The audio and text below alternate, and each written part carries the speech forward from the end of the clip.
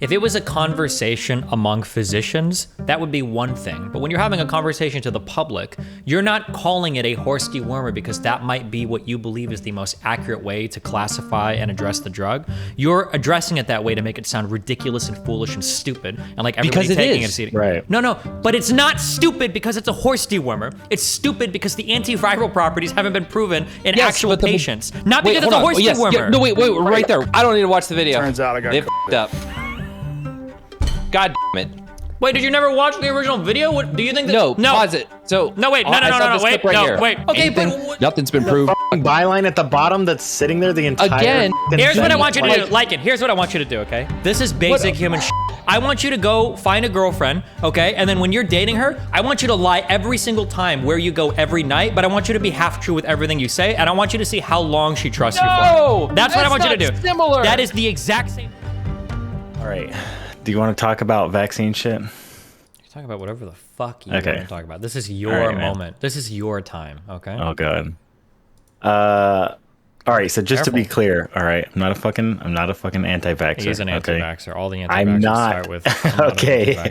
I'm a vaccinated, responsible citizen, okay? But I'm against the mandates. Like I don't see why people should be forced. And everybody did like the seatbelt meme, and they were like, I think even you said this in one of your streams. You're like, if we were trying to pass like seatbelt laws right now, it'd be fucking impossible. The people that are out there. But like, if I'm wearing my seatbelt, like, and you're not, like, do you know what I'm saying? Like, if you're terrified of like dying in a car accident, put your fucking seatbelt on. And like, yeah, I get it. It's not going to work every time, but like, I think that the issue is that basically the sooner more people get vaccinated, the sooner we all kind of like move on through everything. And if people aren't getting vaccinated, then we're having to wait for people getting infected and like shit like that, which is just frustrating. So if people feel like we can move that process along quicker, that's like where people's drive comes from to like have some of these vaccine mandates. Okay. And then like, because I had said something like similar, like I talked to Vosh about it a little bit, and he was like, it's more of like the difference in this virus and the way it evolves or something. And I don't pretend to be like a fucking expert on this shit. I don't know shit about it. Okay. I just got my vaccine because I don't want to fucking like spread it to other people. But I did already have the virus too. Like I tested positive. So I know I had like the immunity or whatever, and I know that the natural immunity is like stronger or whatever. So I wasn't necessarily going to get the vaccine, but like I work in healthcare, and so we always get the newest vaccines anyway, so it doesn't really matter. What do you do in healthcare? I work in a nursing home. Gotcha. Are you like a CNA or? No, I actually do have my CMA, but that's not what I'm doing there. I actually cook. Okay. So I make breakfast and lunch for like fucking like 1,000 people every day. Oh damn, fun. This is a big home. Yeah, huge. Gotcha. Well, cool. Yeah, so. Okay, well, let's like break it down a little bit. Are you okay with the government not mandating it, but like private companies doing it, or do you think even private companies should be able to do it? I think private companies, and I think anything in healthcare and military is fine because they do that anyways. Like all my brothers are all in like military, and my mom was in like I come from a big military family. So like I understand it for the military. Like you don't want a bunch of people like, you know, you got to mix up different people all across the fucking nation and then all across the world. Like they have to have their vaccines. Like so they're not like fucking spreading random viruses around and like making super viruses strains and shit. But and then healthcare makes sense because it's more for like the protection, as I understand, it's more for the protection of the employees than it is anything, because you're coming in contact with so many different like strains and viruses and stuff all the time. Sure. Okay. But then other than that, I feel like it should be up to the businesses to decide. And if every business in the country just decided they want to mandate a vaccine, then so be it. I just feel like... I think, so my understanding is I think that's where we're at right now. It's like businesses can mandate it if they want to. Right? But if they don't, they get fined, right? Did that actually pass? Was that the case? I don't know if it passed. I know that was being talked about at one point. Fuck, I don't actually remember. I thought that was like an idea that was floated that businesses of a certain. Oh, that's the OSHA requirement. It didn't. Wait, we got 2 different answers in chat. I'm googling it right now. It looks like it's something like 70,000 to 700,000 fine for not vaccinating your people. That was as of late September. I'm still looking. And that's like per business, per like, if you have like 100 people Gotcha. or more. So I think if that's the one that did go through, then it's you have to either get vaccinated or you have to do like the weekly tests or whatever or something, right? Yeah. Yes, you have to do like, because we still have to do weekly testing at our place, and they actually just went around. They were gonna let the people stay that had like the excuses or whatever, like being excused from getting the vaccine or whatever you call it. Shit, I forgot the name of it, but like you can put in it's either a medical waiver or like a religious or something like that. And then they just were like, no, fuck that, because there was like way too many across all the different, because the company that owns the nursing home owns like several across the country. And between all of the different locations, they were just like, no, there's way too many people unvaccinated. So so they're just gonna fire everybody. And so we're like, we just introduced like all kinds of like bonuses and sign-on bonuses and stuff to get new employees to replace them. Gotcha. Yeah.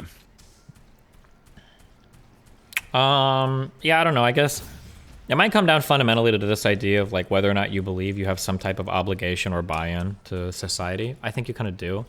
I think that like if you live in a society, you kind of owe that society something, since it gives you stuff as well.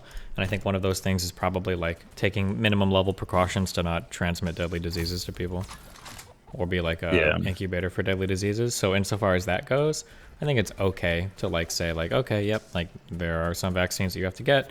I feel like there also should have been some kind of like the antigen test or something for people who had the virus, and then, like after a couple months they can go back and get tested again to make sure that it's not waning or whatever the fuck. I think that might be a thing that could happen. If there was an argument against it that I would be sympathetic towards, it's that if we were to have those tests, I wonder how many people would try to get intentionally infected just so that they would never have to get the. I don't know if I would encourage that behavior or not.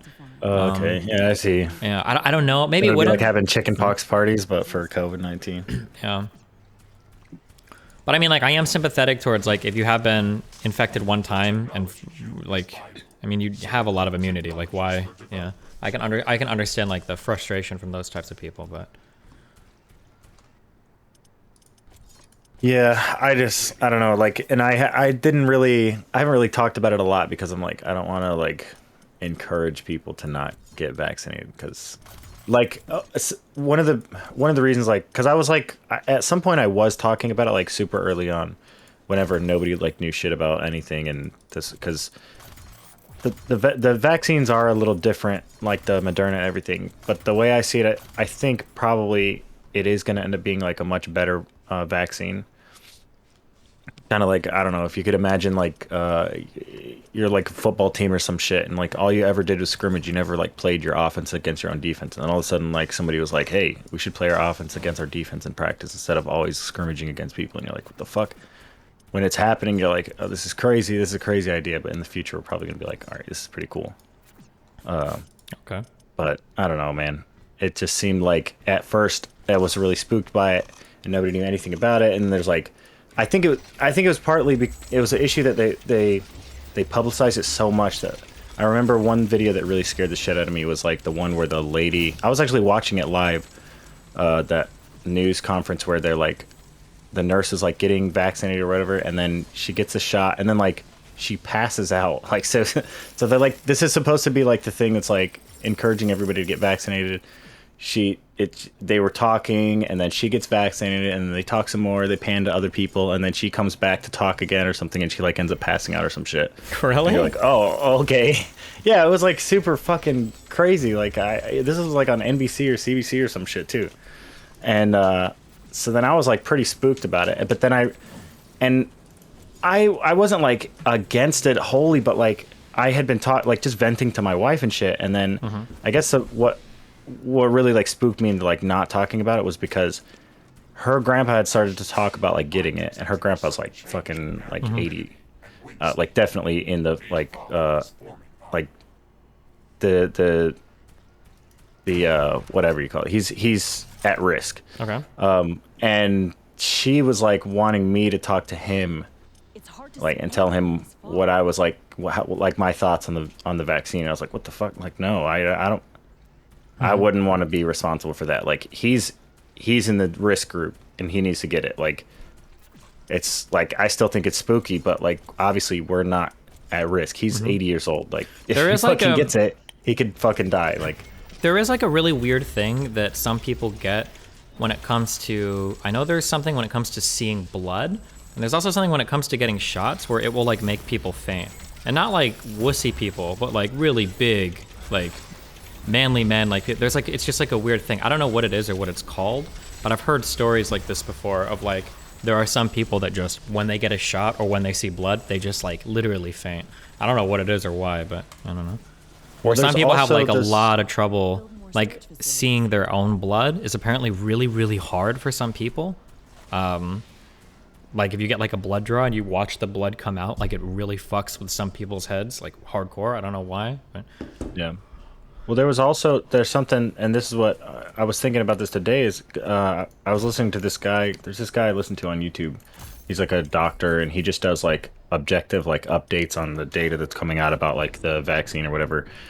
And he was talking about how important it is to like do the fuck, I forget the name of it. You're supposed to do something before you get the vaccine to make sure that the vaccine goes into the muscle tissue and not into the vein. Well, do you know what I'm talking about? Yeah, there's something called aspiration where you can that's aspirate the needle. It, yeah. But I don't think that that's recommended when you're doing intramuscular injections, because one, it can be hard to aspirate properly such that you don't even know if you're doing it effectively, and two, the process of aspirating it might cause you to move the needle more, which will make you hit a vein, which is what you're trying to avoid in the first place. This is going by a few Reddit comments I read from people that said one was a nurse and one was a physician, so I don't know how accurate that is, but yeah, I don't know like what the standard operating procedure is for should you be aspirating needles doing intramuscular injections. I'm not sure. Well, he had on like he talked to a guy who that's his field, is like viral or he like helps create the microparticles or whatever for like viruses and for other stuff like that. He works with the microparticles, and like he was saying that it is important that they are supposed to be aspirating, but that like the pharmaceutical companies like don't want to be the one to, they basically delegate that to whoever's administering the vaccination, because then they can't be held liable or whatever. But I know that that can be something too. Like there are really short-term side effects that can happen if the vaccine isn't administered properly, as well as like a more longer term. But so I don't know, maybe that was the case for maybe that particular person. But then that could be an issue, is why some people are seeing like adverse reactions from the virus. Oh, yeah. So this was something that was floated. I don't think we know the answer to this yet, but yeah, you're talking about. So one of the proposed mechanisms for why acute myocarditis might develop in somebody is if you hit a vein and you do the injection. Ideally, I think what you want is an intramuscular injection, gets all of those mRNA little dudes injected into your cells like around that area, and then they get taken up by your immune system and everything. And that's good. But if you hit a vein, then those mRNA guys go floating all throughout your body, and it's possible, I think, that those ACE2 receptors can be in vessels in your heart, which if it gets picked up by them there, that could lead to inflammation. So I think it was suggested that, yeah, it's possible, maybe, that the reason why we see myocarditis develop in some people is because the injections are missing the muscle and they're hitting a vein, and the inflammation has been caused in the heart because of that. But that hasn't been proven or like studied well. I think that was like a proposed mechanism, and I think they were able to demonstrate that could happen, but we don't know 100% if that is the case. But yeah. Yeah, I sent you the video of the two guys like talking that I was thinking about. So you can watch it like later or something. But I think they put like links to other sources in his video. And this guy's not like, this isn't like that other guy from like the Dark Horse guy, the fucking Weinstein guy. It's not like that. He gives like objective updates on like what's going on. Yeah, I've heard this guy before. Yeah. Yeah. So there's a guy in my chat. This Dr. Avi guy. who linked something else. Apparently, aspirations are not recommended right now for intramuscular injections into the deltoid, which is what you inject into for, I think, most intramuscular injections. Damn, that's crazy, because this guy that he talks to basically says like the exact opposite, I think. I'm curious. Okay, I'm gonna listen. I want to hear what he says. Do you know what time he brings this up, the aspiration thing? I can tab through it real quick and see.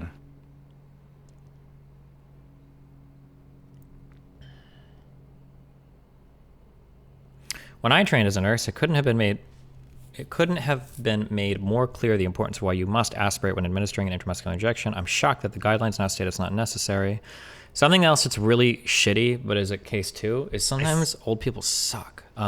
Old people can get right into it. Okay, yeah, I'll start reading this. Old people can have really outdated information, even when it comes to things like drug prescription sometimes, and they'll get very stuck in their ways. And even when new research comes out, it's like, hey, we should or shouldn't do this anymore. Especially because, like, I think as a physician, you don't. I'm generalizing hardcore right now, okay? But when you work in a hospital setting, in a clinical setting, I think you develop a lot of like habits and tendencies based on like what has worked for prior patients. You get that working knowledge built up on your own. Now, if you're a really good doctor, you should be like supplementing that with data and research and everything as well. But I think a lot of people just kind of develop this working habit and vocabulary that they use, and then they can be a little bit resistant to change sometimes in terms of like picking up like new things. I've heard this complaint pretty commonly before. I'm going to listen to this for a minute though. Hold on. Well, today we're talking to Dr. Peter Guyard, who is in, where are you actually at the moment, Peter? I'm based in Leiden, the Netherlands. Okay, lovely, yeah. Now, we've been talking about this idea of giving inadvertent intravascular administration during vaccination, and you're I think it could be said, a pretty serious scientist who knows a bit about this. So what is the conclusion about aspiration that we could use to get people interested in this video? What do we need to get across? What's been done right? What's been done wrong? Yeah, I think the main issue is that you don't want these particles, either the adenoviral or the micro or the mRNA particles, into your bloodstream. You should check for that. And you don't want to have them in the bloodstream. You want to have them in the muscle where you inject them. Yeah. So the way this is being done at the moment, vaccinators are sticking the needle in, but they're not drawing back to make sure they're not in the blood system. Yeah. I mean, is that possible? Could that happen? If you put a needle into a deltoid muscle, could it end up in a vessel by mistake? On very few occasions, it can happen, and you can even just hit a blood vessel on the way in or out so that you get some bleeding. That happens a lot more often. And basically, you don't want to have the particles hit the bloodstream or get deeper into the body. That's not where they are intended. Yes. So I can understand that if the very tip of the needle ended up in a blood vessel, you could inject into the blood. But lots of people have asked me that after the injection, they've had some blood on the injection site. Does that mean they've damaged a blood vessel? It has to, yeah. I don't think there can be any blood coming out without a punctured blood vessel. Doesn't mean the injection was straight into the vein, but there is an opening. Right. So that would mean that the vaccine was in the tissues, but there was an opening in a vein, so some of the vaccine could leak into a vein. Yeah, there could be. Yeah. We don't know how much or how damaging that is, but you cannot exclude that. Wait, I don't know enough about human anatomy to say this. When you say blood vessels, do capillaries technically count? Because technically, anytime you cut open or into any person, even if you're only hitting like small like capillary beds, you're still going to bleed a little bit, right? But that's not necessarily a bad thing.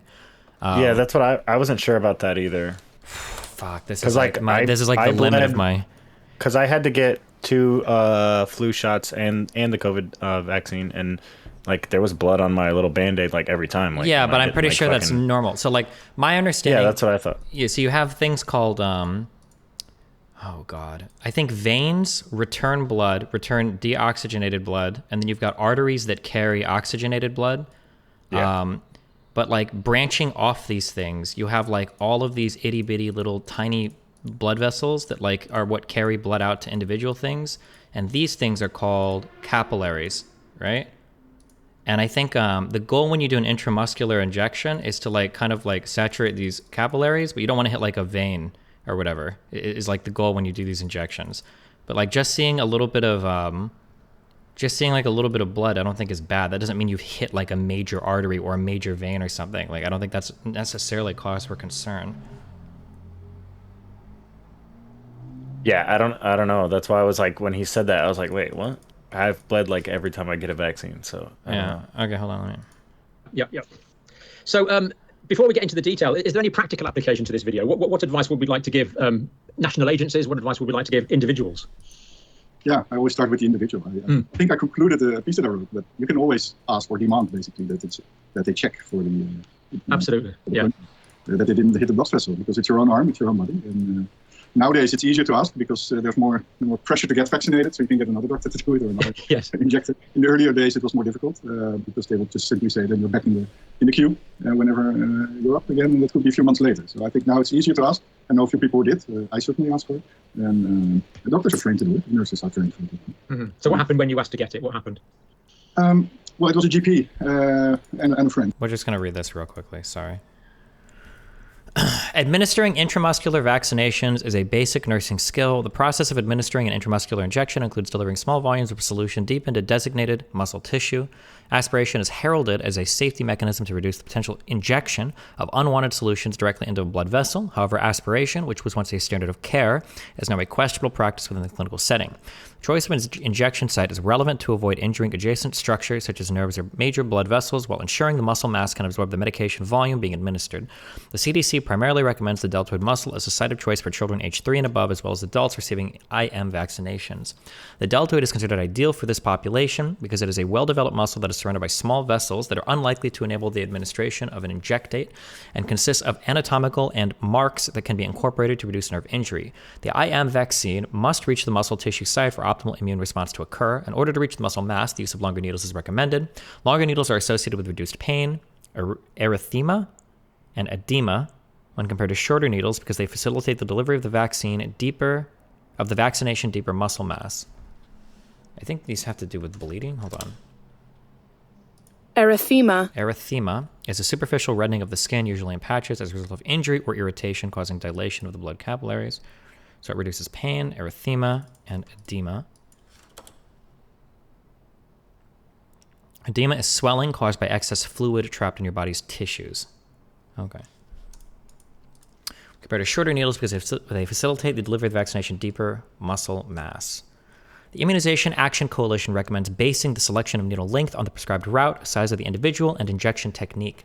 In fact, evidence demonstrates that a 22-25 gauge needle is supported as a standard for IM injections administered to patients with a length of 1 inch for recipients weighing between 60 and 90 kg and a length of 1.5 inches for those weighing more than 90 kg.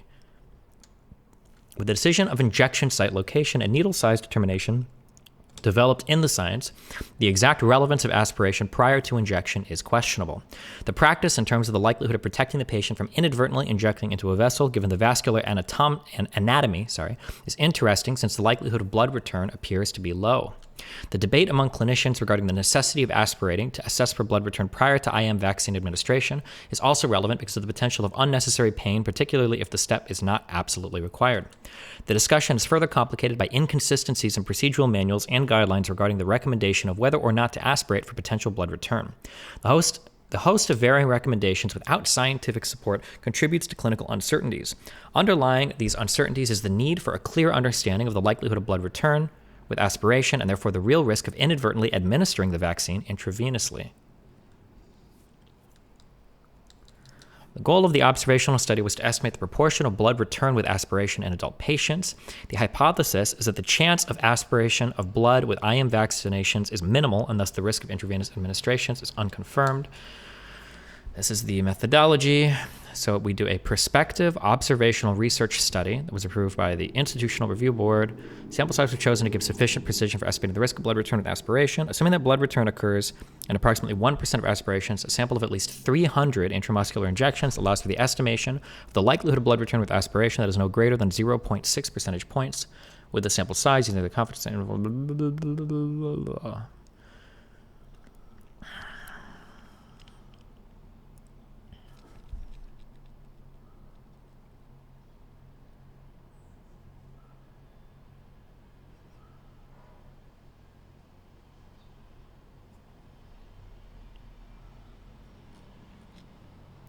During a 10-month time period, a total of 318 IM vaccine administration aspirations were observed. 15 different RNs were observed providing the aspiration assessment to adult patients. The majority of patients were female. The mean age was 64.6 years old. Pneumonia vaccine was given. 101, influenza, 23 gauge needles used. Majority on the left arm, delta was used injection site. Of the 318 aspirations, no blood return was observed. The upper limit of a 95% confidence interval for the risk of blood return is 1.0%. Have there been any other studies on aspirations?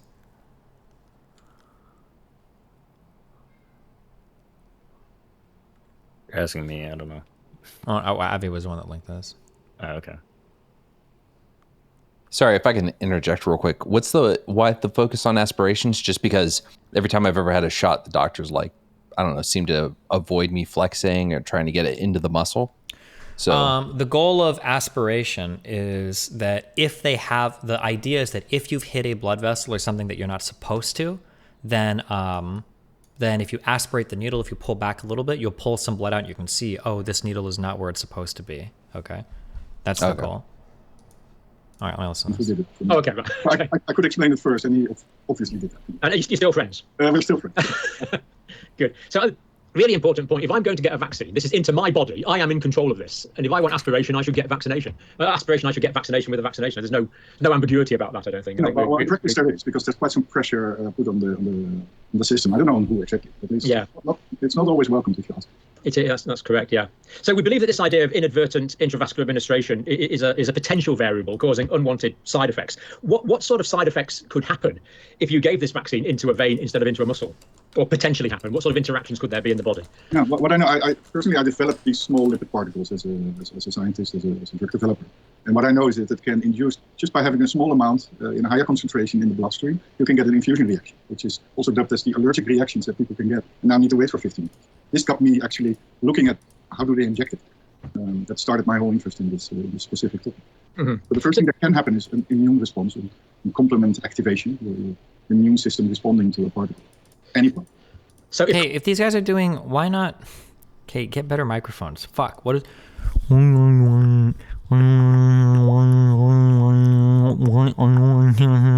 Like Jesus. What the fuck? Sorry. Okay. Complement is activated. That's going to cause an inflammatory reaction. This guy over here has a decent mic. Okay. Potentially in any part of the body. Yeah. It's a specific part of your immune system, and indeed you can get complement activators and mediators that cause cardiovascular changes, platelet activation, and that gets closer to, of course, the side effects. So it's possible that this form of injection technique where we're not aspirating in most of Europe, the UK and the United States could be contributing towards these side effects that we know about from the mRNA vaccines, particularly the heart inflammation and the side effects we know about from the AD. This is a systematic literature review published in 2015 to review the available evidence on aspirating when administering intramuscular injections and suggest recommendations for practice. A systematic approach to searching the literature was undertaken using identified academic databases from inception to May of 2014. 6 studies met the search criteria. Only 6. Crazy. The majority of health professionals do not aspirate for the recommended 5 to 10 seconds. Administering an injection faster without aspiration is less painful than injecting slowly and aspirating. The main influences on the decision of whether or not to aspirate are based on what health professionals are taught and the fear of injecting into a blood vessel. Conclusion. In the pediatric vaccination setting, is this only for children? Or is it, in the pediatric vaccination setting, the practice of aspirating during the administration of an intramuscular injection is unnecessary, and there is no clinical reason to suggest that these principles may not be applied when using the deltoid, ventrogluteal, and vastus lateralis sites in other settings. I'm guessing this is your butt and this is your upper back. Do you inject here? I don't actually know what this is. Let me check. Wait. This is your... Oh, this is your femoral. The vastus lateralis, also called the vastus externus, is the largest, most powerful part of the quadriceps femoris. The gluteal one is probably your booty, right? I don't know if I can search for that. Never mind.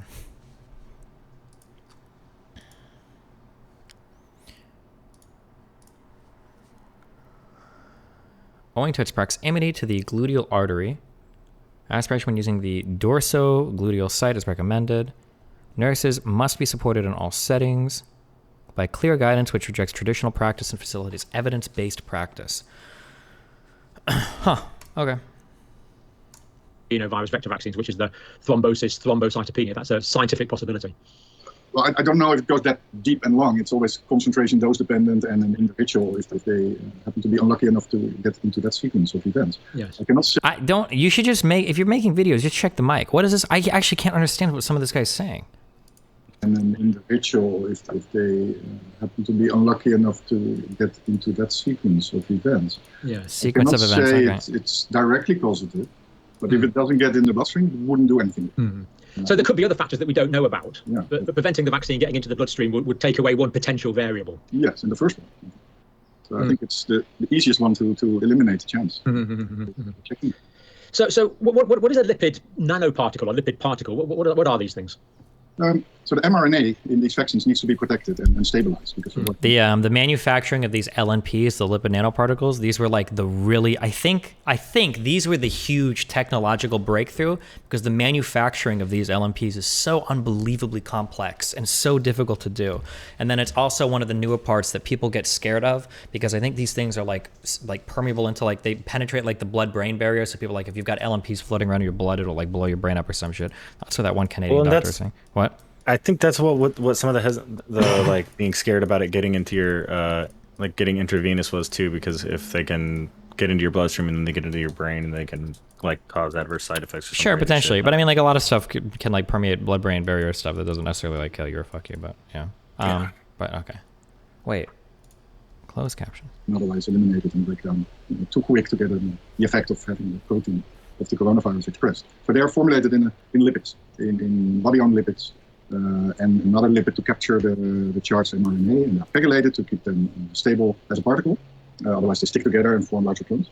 And that's a classic formulation for this kind of compounds. And these form in the mRNA particles in the order of, it's nanoparticles. It's really small, about 50 nanometer small. Yeah, absolutely tiny particles, yeah. And the virus is about 100 nanometer, at least the adenovirus. Yeah, about 100, yeah, that's right, yeah. Double the size, but the body just responds to that kind of size particles, because it could be a virus or another particle that enters the body, and that's Press the O button. Both in our immune system to respond to intruder. Right, so it's not necessarily the chemical makeup of the particle; it's just the physical size of the particle. Yes. So right. the concentration and speed that enters is the predominant trigger for the immune response. And do you think just a small... that, it's the composition, but that's secondary. Got it. Thank you. Yeah. Do you think just a small number of these nanoparticles getting into the circulation could be problematic, or do we need a lot of them to get into the circulation to cause problems? There's a threshold on the number per time. So a small amount with a large concentration can trigger. A few microliters with a high concentration can trigger. If you dilute it and then inject more, that's not a problem. So you need to stay under the radar of the cascade of the immune system too. So even if a very small amount gets into the vascular system, that could trigger this immune response. Yeah, no, I've experienced that with my product development. So. Yeah, this is your professional field, isn't it? Yeah. So is the other viruses, the adenovirus vector vaccines, are they particulate in nature as well? Sorry, I didn't get. So the adenovirus vector vaccines. They're small particles as well as the messenger RNA vaccines, are they? Yeah, a bit bigger. They're around 100 nanometer, 120. Okay. But that's the same size as the virus, exactly the same size as the virus. Yeah, that's the virus size, and therefore also the body responds to it. Yeah. On top of that, the adenovirus have receptor or have the coating on the outside that actually can bind to blood cells and to platelets. It's a very specific receptor that makes them activate and enter the platelets. Right. So I've known already for a long time. Yeah. There. So the adenovirus vector vaccines, as well as the physical size that can trigger the immune response, it can be the chemical profile of the molecule that triggers the response as well. Yeah. And people have known about this for a long time? Yeah. No, this is old knowledge. They published more than 10 years ago and repeatedly. And then people know, don't inject these in the bloodstream. That's where you can trigger all these effects. And again, that's always dose and concentration and time dependent. So. Okay, I think I've seen enough. I'm sorry. I remembered you were here, and I'm completely into research mode now. Okay, what's up? No, I'm just. Where were we at? No, I was trying to. I don't even know. We were talking about the intravascular stuff and like. I guess I was bringing that up. Parts of that. Oh shit! I don't even know why the fuck I brought that up anymore. Yeah, I don't know. I think a lot of this stuff was politicized so much so that it makes it really difficult. Like if something comes out like one thing that comes out like that can be like. You know, the people who really are pretty fucking crazy and like anti-vax can like cling on to that and be like, yeah, see this one thing, and like all like saying like, oh well, first Fauci said masks and now he said he said masks weren't matter and then now they matter and like shit like that, you know? Yeah, but I mean like. Lycan's gonna get triggered because I heard you guys talking earlier about like stuff like wait like with hold this. I'm going to grab my phone. 1 second. Hold this one. Okay. Hold it on. Okay. I've unmuted. Let's go, motherfucker. I know. I don't want to fight, okay? I just heard what you guys were talking about earlier. I'll save it, though, because I know he wants to come back. Wait, what else? What did you were saying, American Nacho? Yeah, you're gonna trigger me. Oh, yeah, because the shit. So I think a big problem with like all this shit with the virus has to do with the way like it was covered, and I think like what you guys were talking about earlier, the whole like fucking like calling it like fucking horse medicine and shit, like stuff like that. It's just such a dumb fucking thing to do, and it just helps people have mistrust in like the media outlets that are covering these things that are supposed to be bringing you like, you know, the updated like information on all this shit and like telling you the truth, and then like people can just use shit like that to just be like, yeah, well, I don't believe anything else this fucking network says, you know. Well, because like there was a meme that was going around right after that shit that was like, Joe Rogan suggests that you drink a liquid commonly used to cool engines or some shit like that, and then it was like Joe Rogan. Everyone should drink more water. Like, well, you know, like right, but I don't think it's like God. Steven, if you don't want me to talk about this, I can go get him. We can go. Well, like I don't think it's talking about Lycan's daddy. I just think it's a little disingenuous to like frame it as the same as that. The reality is that in America, the majority of people taking ivermectin right now that aren't fucking prescribed it for worms are people who are taking fucking horse medicine because their doctor wouldn't prescribe it because it's not something that's being prescribed to that shit. I mean, so, how do you know that? First of all, like, you know that everybody that's taking it is do I know it from the fucking farm store, like, and because most doctors aren't prescribing it because the majority of the medical community has accepted it as not an applicable treatment for whatever, and we have actually had reports about manufacturers and stores having a low supply of this shit because everyone's buying it the fuck out in ways they never were before. So I feel pretty confident saying most people taking it for COVID are taking it because they bought it over the counter at a pet shop. And you think that CNN calling it, like, saying that Joe Rogan took horse dewormer, knowing that he didn't, like, that's okay. Like, so here's the thing, like, I like to say it's a lie, the most I'm willing to give it is a half truth. But to say it's a lie, you have to say that CNN analyst desk did no research beyond this and was not being a fucking smart ass about it. In which case, now here's the thing. Something I want to make sure it's really clear. I think they shouldn't do that shit because of the reason you're citing. But I do put a little onus on the American people. Like, I don't like the idea of just forgetting that people are ingesting the news and saying, everyone's stupid, so you really have to be as fucking accurate as possible because no one's going to apply critical thinking. Like, how many of the people that clearly that's the case, though. Like, but how much of those people are that we're fighting about now, the ones that like are, you know, getting pissy about CNN saying this shit? What percentage of those people were ever open to hearing anything else anyway, against whatever Joe Rogan says? I mean, I don't know. I don't know if I can even fucking like quantify that. But like, I think that Joe Rogan reaches a lot of like a pretty large like liberal audience. Huge too. audience. People that aren't all like everyone that listens to Joe Rogan is not a fucking like Trump or like anti-vax crazy fucking person. And so like. That they're turning people who were probably like pro CNN like against that organization now and making them distrust people that probably were fine with CNN. You know, there are some people that probably were like okay with all the other stuff. They're like, okay, you know, maybe they made some lies here and there, and maybe like that's okay. Like they found a way to like justify these other like instances, and now it comes to this, and they're like, okay, what the fuck? Like, there's just no reason to lie about this. And then Joe Rogan like put him on blast on his show, like. I watched the whole episode, and the whole episode they were like chilling, but the only thing that's getting spread around the internet is just a clip of that, and it makes CNN look like really shitty. And then they doubled down on it when he went back on there. Gupta like said it again, and basically like went back, like backtracked, like backpedaled on what he was talking about on Joe Rogan's show. So I think that they shouldn't have said it for the only reason I don't think they should have said that is for what's happening. And that's Joe turning it into a bigger issue than it actually is. Because now everyone's focusing on that, and his audience is going to listen to him and say, you know what? Fuck yeah, they lied about Joe. This is bullshit. They lied. They didn't lie. They made a fucking inflammatory comment. Yeah, but I mean, okay, like let's say you were like dating someone that was like, or like you married someone that's like 10 years younger than you, and then like CNN like runs this fucking article and was like, yeah, Lycan and his wife that he met, or his wife was, you know, 10 years old when he was 20 years old, and they met or some shit like that. And then they dated and they got married like later or something, like, and they frame it in a way that's like, sounds like you met your wife when she was 10 years old and you were fucking 20, even though like you met like well after she was like 18 or something. Like it just seems like very intentional what they did. So let's go with that. They said like Lycan married a teenager, right? Let's say they said something like that, right? Well, but she was 19. In the reference of Stephen and Melina, right? So like, thank you, Dan. Thank you, Dan. Well, but in all seriousness, let's say that people are like, Destiny, started dating a teenager. Homegirl was 19. You can use my. First of all, she was 20. I got gaslit into thinking she was 19. She was actually 20. Okay. But there was a really good bait to that I did. This is kind of tangentially related. A long time ago when I was debating like JF and all of them, because everybody accused me of being a pedophile, and I admitted that like I think I said I tweeted out that in 2006 I had a confirmed underage relationship with an underage sexual relationship with a minor, and I got so much retweet and shit on that. But it was when I was 17. It was my first girlfriend. But like so many people retweeted that and thought it was like a huge thing or whatever. It was really dumb. But what if you guys were like friends on social media like before, because you're a big like social media like influencer or whatever, and so this person adds you, add them back. You never send a fucking message, but then after when she's 19 or when she's 20, whatever, then you start dating, and then but someone can say, oh, and they've been friends since whenever she was 15, and they added him and they were friends, and like that's true, but that doesn't mean that you guys were dating, and like that's the kind of shit. It's like. It seems like a very intentional thing to make make Joe Rogan look like a fucking crazy idiot. It is, but hold on.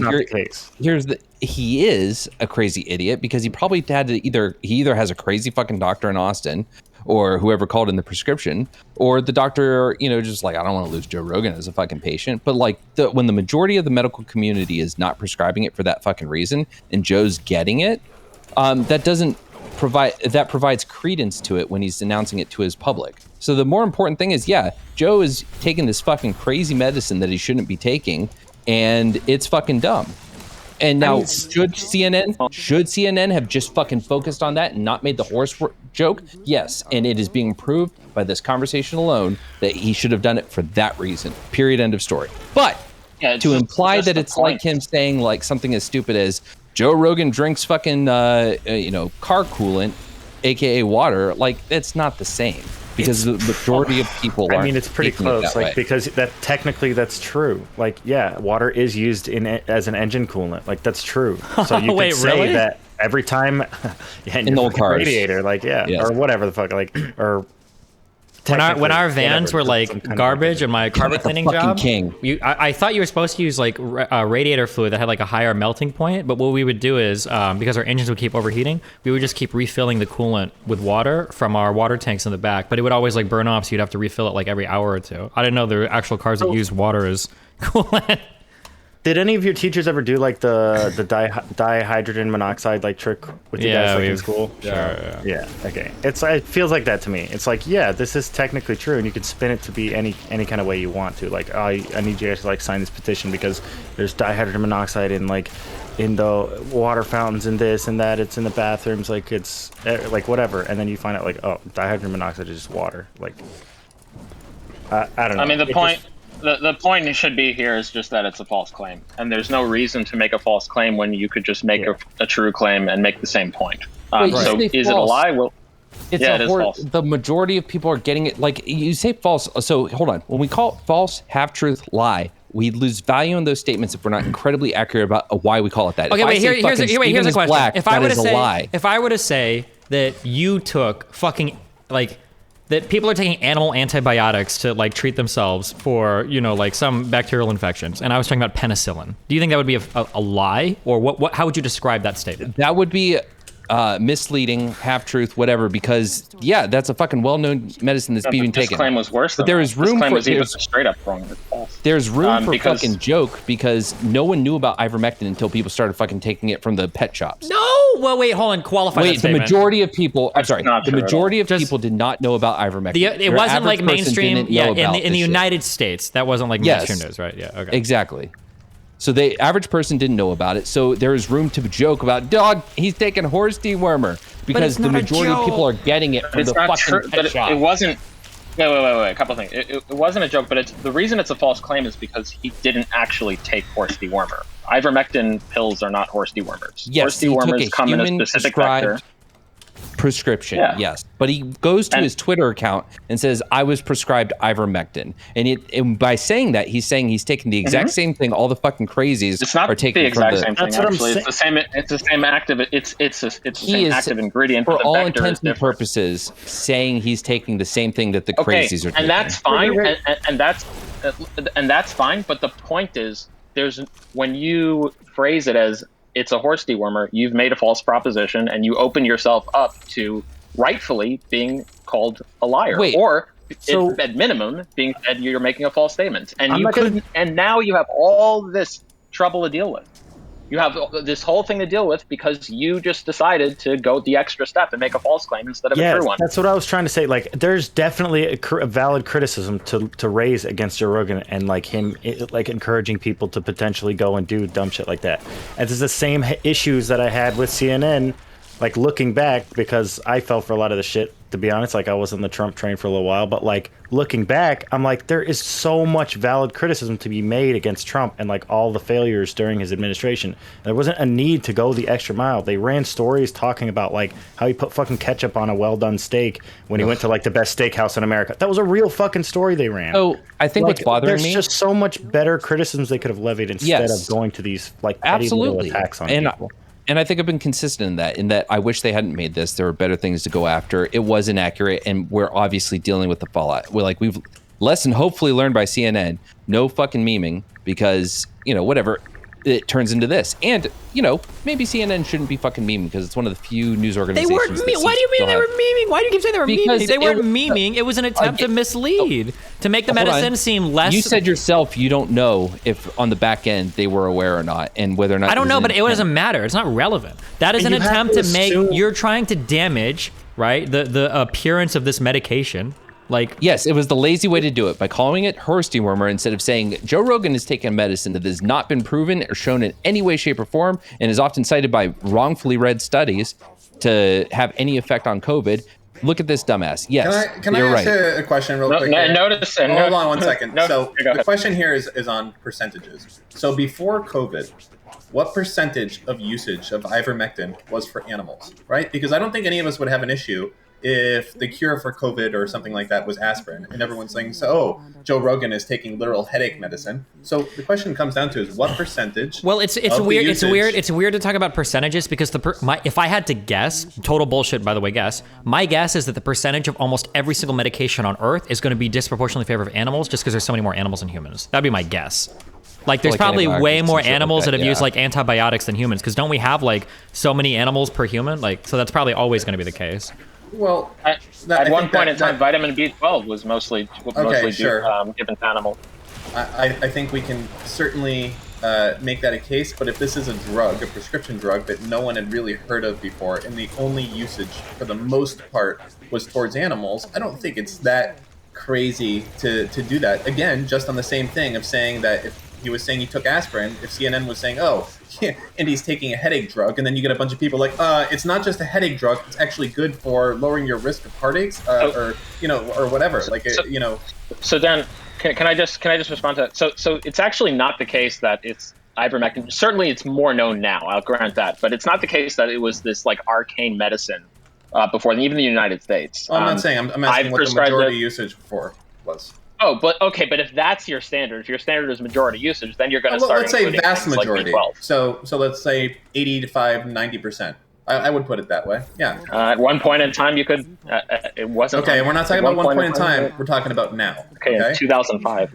Okay, but I'm sure there are plenty of things that we can make the same case for in terms of pharmaceuticals for animals. Cocaine was used as a pharmaceutical back in the day, but no one's arguing here that that's not the case.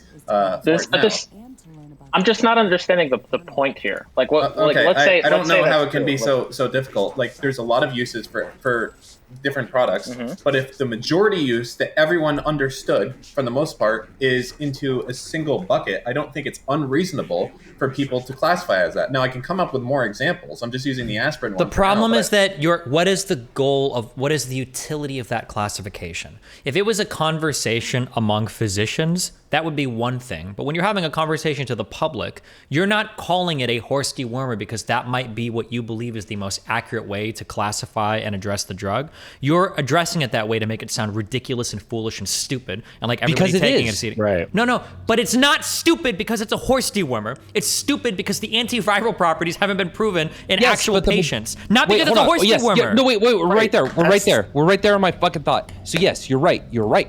But the majority of people taking it for COVID are taking it from fucking pet stores as a horse dewormer. So what is wrong with lumping him in that way when you're telling him he's stupid? Yeah, but you could add. That could be a separate criticism. Like if they really wanted to do a special about this, if they really wanted to be like surgical, they can address the issues that they have with Joe Rogan using this and then promoting it that way, and then bring up the fact that like all these people are like buying out like farm supply stores. You don't have to say that he's taking fucking like. So if the person arguing that made the horse dewormer comment, and someone on the other side of the panel said, right, well, to be fair, it's not horse dewormer specifically, but the majority of people in the country are taking horse dewormer. But the point is that Joe Rogan's dumb for taking it, and the other panel said, yes, it is. No, but now you sound dumb because you started with a lie. You started with a lie. Okay, hold on. This is much easier. It's even a horse drug. Okay, if the cure was ketamine, would we all be upset if they were saying he's taking a fucking horse tranquilizer?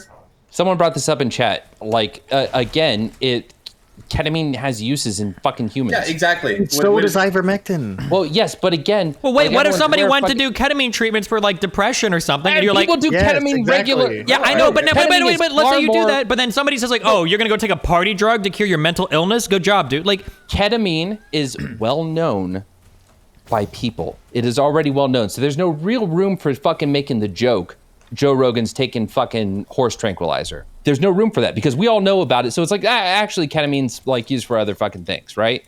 There's no room for that joke. So you lose all ability to give any charity to anyone saying that fucking thing. And then you can say, yeah, you're trying to mislabel him in a fucking super negative way with no real good reason behind it. But with the horse tranquilizer thing, it's like only idiots are taking this because it's not proven to do anything with COVID. Most people are getting it from a fucking pet store. There's room to make that fucking comment.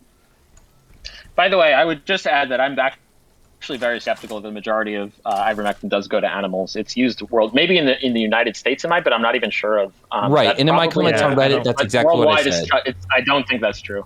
And also, by the way, I'll just add a couple of things. So number one, there actually is an indication to treat COVID patients with ivermectin, and that is if they're from a region that has strongyloides, and if you're going to give steroids as part of the COVID treatment. The reason for that is because if you do that, then the strongyloides goes crazy, takes over because you gave steroids, your immune system that fights parasitic infections can't work as well anymore. And then you actually need to kill off that parasite in order, or else the patient will get disseminated strongyloides inside. So the point is that here's the ultimate point. The point is that ultimately this boils down to the same thing.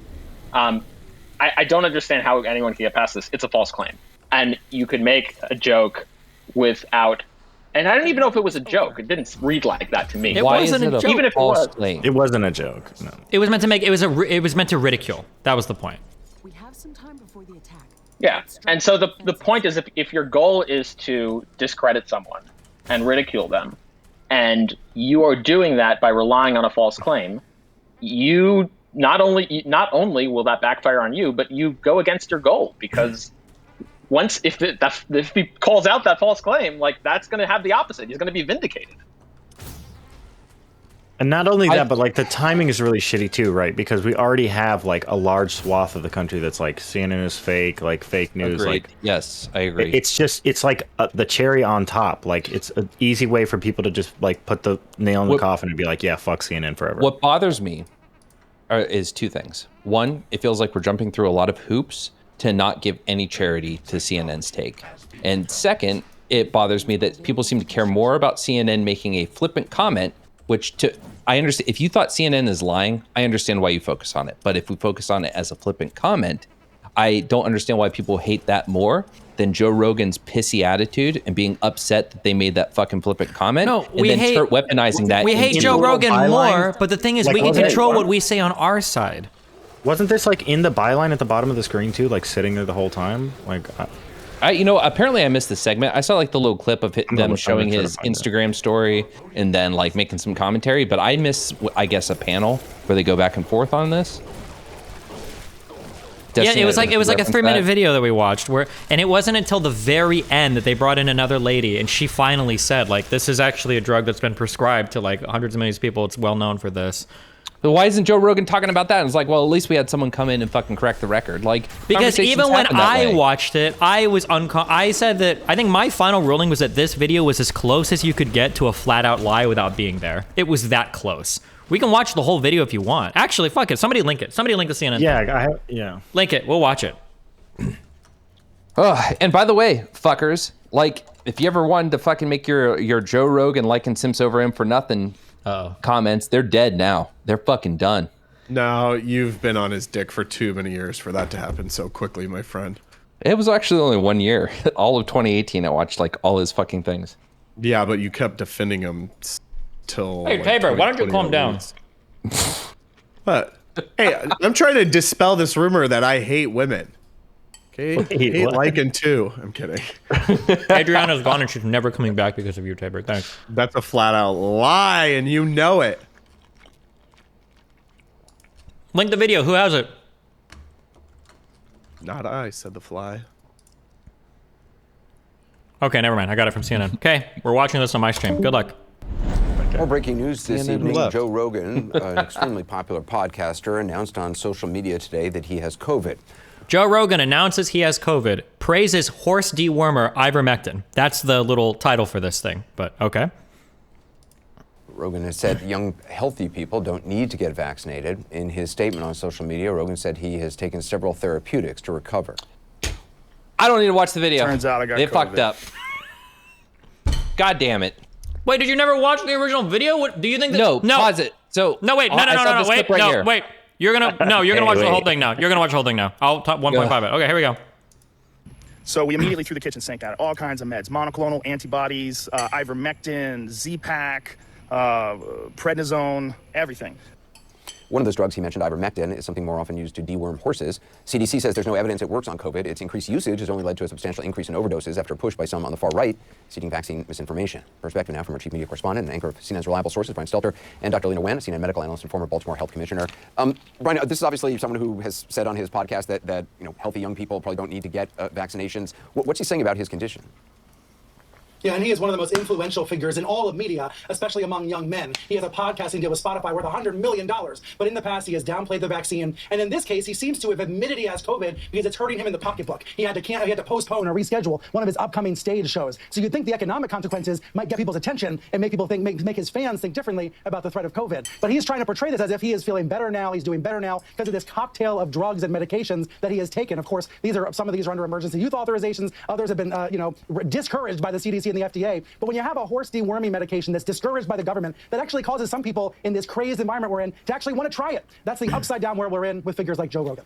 So, Dr. Wen, ivermectin, apparently given to deworm animals, why are people using this? I mean, I know, it's being spread online and stuff, but what is the theory that it works?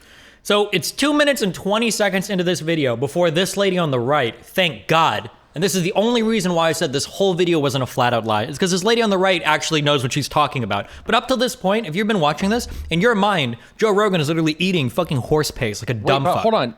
Yes, but then so far, I've already, I'll talk about my concession at the end of this video, but overall, still, again, aside from the horse deworm comments, they're still saying the whole CDC is not fucking recommended this for anything. Nothing's been proved. Fucking byline at the bottom that's sitting there the entire fucking here's thing. what I want you to do, Lycan. Here's what I want you to do, okay? This is basic human shit. I want you to go find a girlfriend, okay? And then when you're dating her, I want you to lie every single time where you go every night, but I want you to be half true with everything you say, and I want you to see how long she trusts you for. That's what I want you to do. Similar. That is the exact same thing. You're saying, well, they were right about that thing, and they exaggerated or lied about that thing. They were right about that. You can't do that. No, this is me saying I'm going to see a fucking rom-com and it's a James Bond movie. That's the extent of what this actually fucking means. And as far as consequential fucking whatever. It's like saying I'm going to go see James Bond with 3 or 4 guy friends and instead you go with 1 girl. That's the equivalent of it. Yes. No.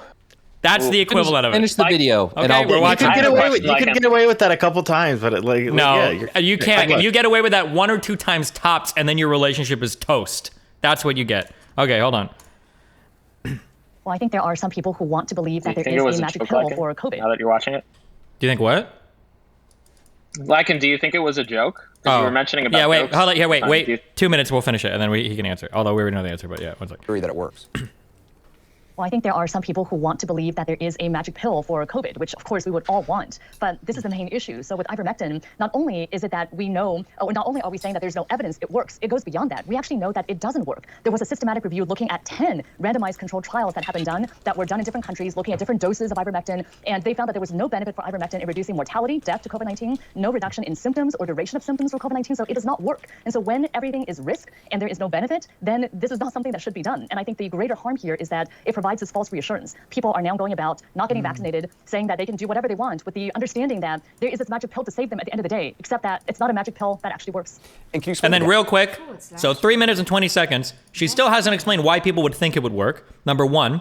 And number two, saying that we know it doesn't work is something you should probably almost never say unless you have a mountain of evidence. 1 year or 6 months and no good RCTs yet to try to say like, oh, we know that it doesn't work. How fucking stupid would you look if eventually it came out, oh, actually it is partially effective, or it is effective with like a regimen of like other drugs or whatever. You'd look like a fucking moron. Even her statements are too strong now in retrospect, but all right, 30 seconds.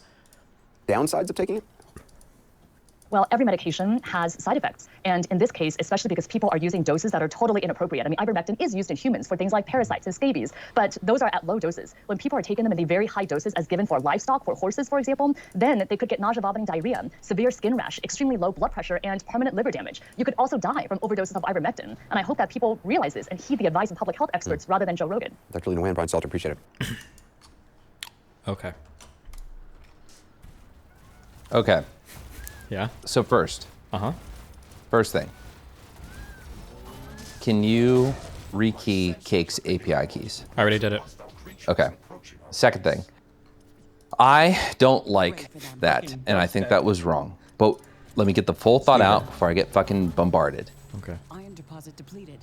I don't think that, like, they came in hotter than I thought they did. Like, I thought it was someone saying, Joe's taking horse dewormer, like a normal talking head would. I didn't realize they fucking led with it, and they went a little harder than, no, they went too hard. They shouldn't have gone as hard into, like, the horse dewormer shit, because they did it in a way that was far more, they leaned into it too much. But when I say leaned into it, that makes it sounds like I'm leeway, and I'm not. Okay. But let's now turn it to a vacuum. Overall, the byline said horse dewormer. The fat dude on the left said horse dewormer. Anderson Cooper said horse dewormer. But after each of those comments was made a very reasonable, valid point about how this is ineffective. So, again, in a vacuum, can we fucking point to anyone that walks away from this focusing on Joe Rogan horse dewormer lie as missing the fucking plot? Can we at least say that? I think I would argue that probably 90% of the people that watched that came away with that take. That's why it's such a... Oh, can we? Okay, then no. 90% of the people are fucking stupid and have no critical thinking skills. Of course, everybody just flips the fucking news on while they're like getting ready for work, and they just see the byline and they shake their fucking head, and then they mute it and they let it roll, and they just make their coffee and shit, and then they go to work and they go about their day, and they don't listen to the rest of the fucking segment. True. I fucking hate everyone. I hate you all. Everyone who fucking operates that way. Fuck you. Okay, but we all operate that way too. We don't research and read into every single fucking thing that we say. Why is it that the one time? Not everything, but goddamn, when someone says horse dewormer, I don't know. I don't fucking know. And like the idea that like the only people to me that walk away from that just focusing on the horse dewormer thing are the people that either that want ivermectin to be real or fucking hate mainstream media. Okay, but here's the thing, like even if you don't like the fact that people operate this way, you're as right. a news organization, you anyway. should know that they do. Yeah, you should know that they do, and you shouldn't. You're not keep wrong. That in mind. When making Absolutely. Exactly. I'm unnecessarily triggered. Yes. I'm sorry. Anyway, that's I guess we've resolved this on my end. You can continue. Okay, cool. Nice try. Who was the person who was talking about the aspiration? That was me. Okay. So real quick, the issue is not just that every study that we've done shows that it's extremely rare, if not non-existent. There's one study where that was gone over just now on stream where there were over 300 trials, not a single one aspirated blood. There are other reports where they asked nurses who regularly aspirate if they've ever seen an aspiration. I think only 12% ever reported seeing it like once or twice in their career or something like that. The issue is more about anatomy. The recommended injection sites, and I could send you literature on this if you want, they're capillary rich, but they're devoid of major blood vessels. So if you are injecting in the appropriate site for the deltoid, you should not be injecting into a major vessel. If you are injecting into a major vessel, you fucked up the site, which is not easy. I mean, sorry, which is hard to fuck up. You'd have to actually like really be trying to fuck it up. That's the main issue. And so capillaries are very small arteries. Vessels. They connect the arterial system to the venous system, to the arterioles and venules. And they have a diameter that's far smaller than the diameter of the needle itself. So the issue is, so first of all, if you're injecting in the right site, you shouldn't be getting a major blood vessel. And if you do aspirate, you can traumatize the capillaries, which may increase your risk of getting leakage when you do actually do the injection after. So the point here is that if you inadvertently are in the wrong site, will you prevent a vessel injection? Maybe once in 100,000 or something. Maybe you will, but A, that's more easily corrected by getting the site right. And B, you have to counterbalance that policy with all of the problems you're speculating on. You can speculate on the other side of the coin. You could increase your risk of routine injection into a vessel by traumatizing the capillaries if you're aspirating, because aspiration is recommended for, it's not just like a quick aspiration. You have to hold it there for, I think, around 10 seconds or so. You can move the needle around while you're doing that. It increases a whole lot of things that can traumatize the vessels. So you'd also have to factor on the other side of the coin. Yeah, you may save a few, but you may also just start killing a lot more, or not killing, but like increasing your risk of intravascular injections more so than you're saving. The policy has been reviewed many times. It doesn't, every time that it's been reviewed, to my knowledge, there has never been a case where, at least in the United States that I'm aware of, that they've actually, in recent times, that they've actually recommended it. And every recommended time they have put a recommendation, they've recommended against aspiration. Yeah, so I was just bringing that up in reference to, like, I don't know, I guess other issues that could be, or other, like, things that could be causing adverse side effects from the vaccine or something. And then the video was like, I don't know, doctors discussing it and then saying that that was supposed to be a good thing or something. So yeah, I'm familiar with. I don't claim to be an expert on that stuff, so. Yeah, I'll just tell you. A CMA and a phlebotomy certification. That's it. Okay. I don't know shit about. I'll just tell you that. Yeah, I'm familiar with Campbell. He's. I feel like I've outpaced him. I wouldn't recommend him. He is one of those individuals who are between, from the videos I've seen of him, who are between. You know that, like, the Dunning-Kruger kind of like curve, where it's like before you're like an actual expert, you get to like this really like he's around there, where it's like he's smart enough to mislead a lot of people who don't know otherwise, and a lot of the things he says in his videos, but which sucks, because the things he said, a lot of people are going. But do you think that's his intention? I don't watch a lot of his stuff. I don't think I watched some of his stuff on COVID, and I thought he was just trying to give like an objective like update on stuff. No. I think I agree that's what he's trying to do. I'm just telling you the effect. Because I don't think, like, for example, he says that like certain data wasn't available, or so it's not defined when in the Pfizer trial protocol. It clearly is. He just doesn't know how to open the protocol and read it and how it's defined. He's not familiar with how clinical trials are done. But he'll like say on his video like, oh, they just didn't provide it anywhere.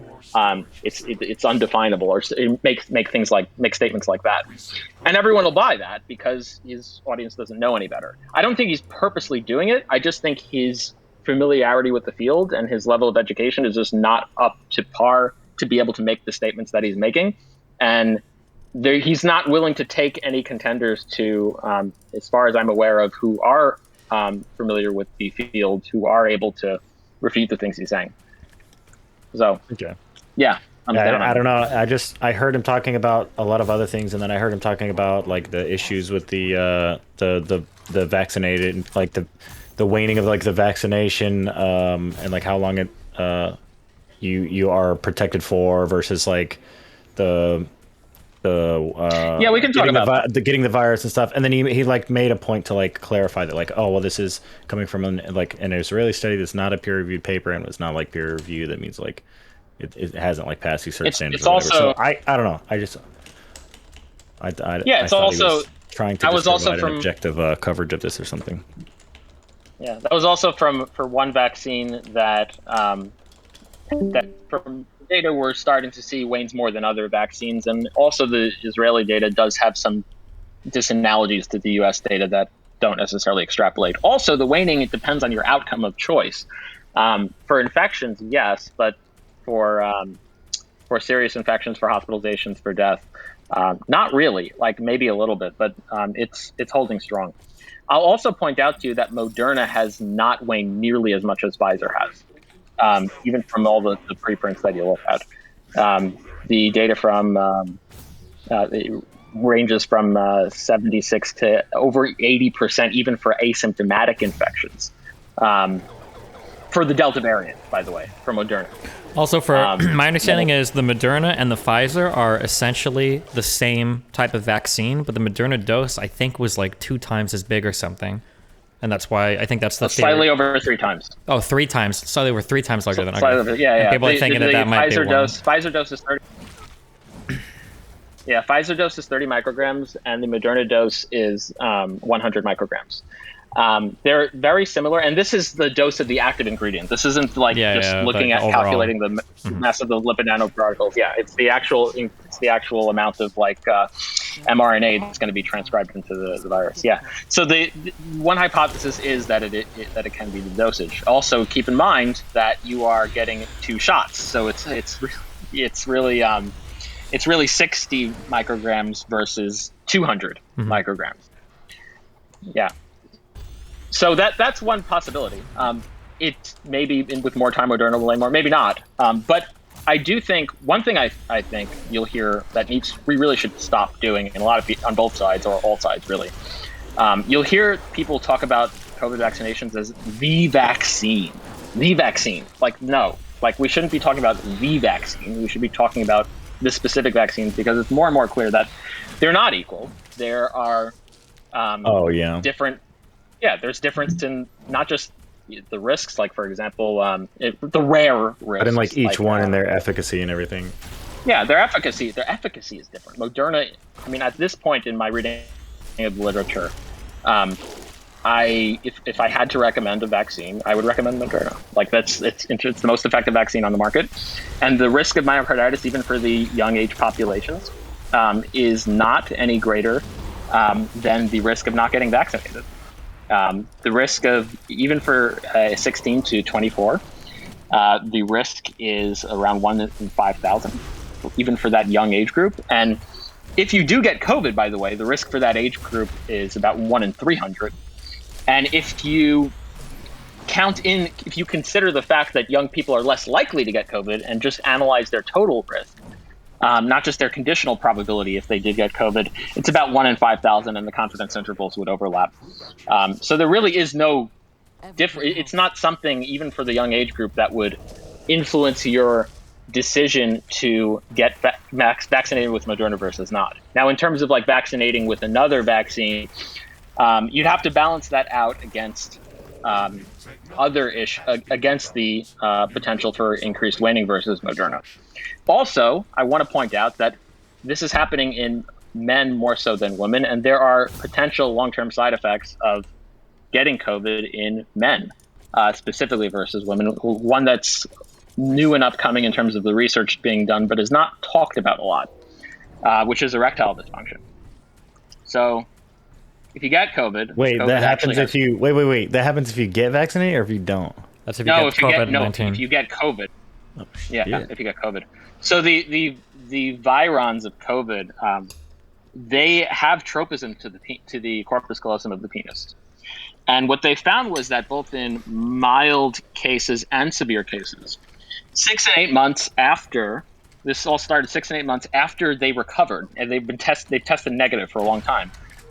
They've gotten severe erectile dysfunction, and they had to get surgery. And they took the penile tissue from the corpus cavernosa and they sectioned it, and they tested it actually for COVID. They looked under an electron microscopy. They saw it loaded with virons of COVID, and they did a PCR test, and they found that it was positive for COVID. So 8 months after they tested negative for COVID, their penis tested positive for SARS-CoV-2. Wait. And then they did, yeah. What? And then, yeah. And then after, they did some, there was other papers that followed up. They did epidemiologic work, and they looked at cases and control, so it's typical cross-sectional case control study. And they found, I believe it was around like an 18% absolute difference or so between. Wait, I'm still stuck on their penises had COVID. Yeah, their penises had. Okay, like so it's be specific. Like it's a viral load is in your. To be specific, the corpus cavernosa of the penis was loaded with SARS-CoV-2 virons 8 months after the initial infection. And that was shown on. So, why is a different question. So there are I know in the testes there's ACE2 receptors.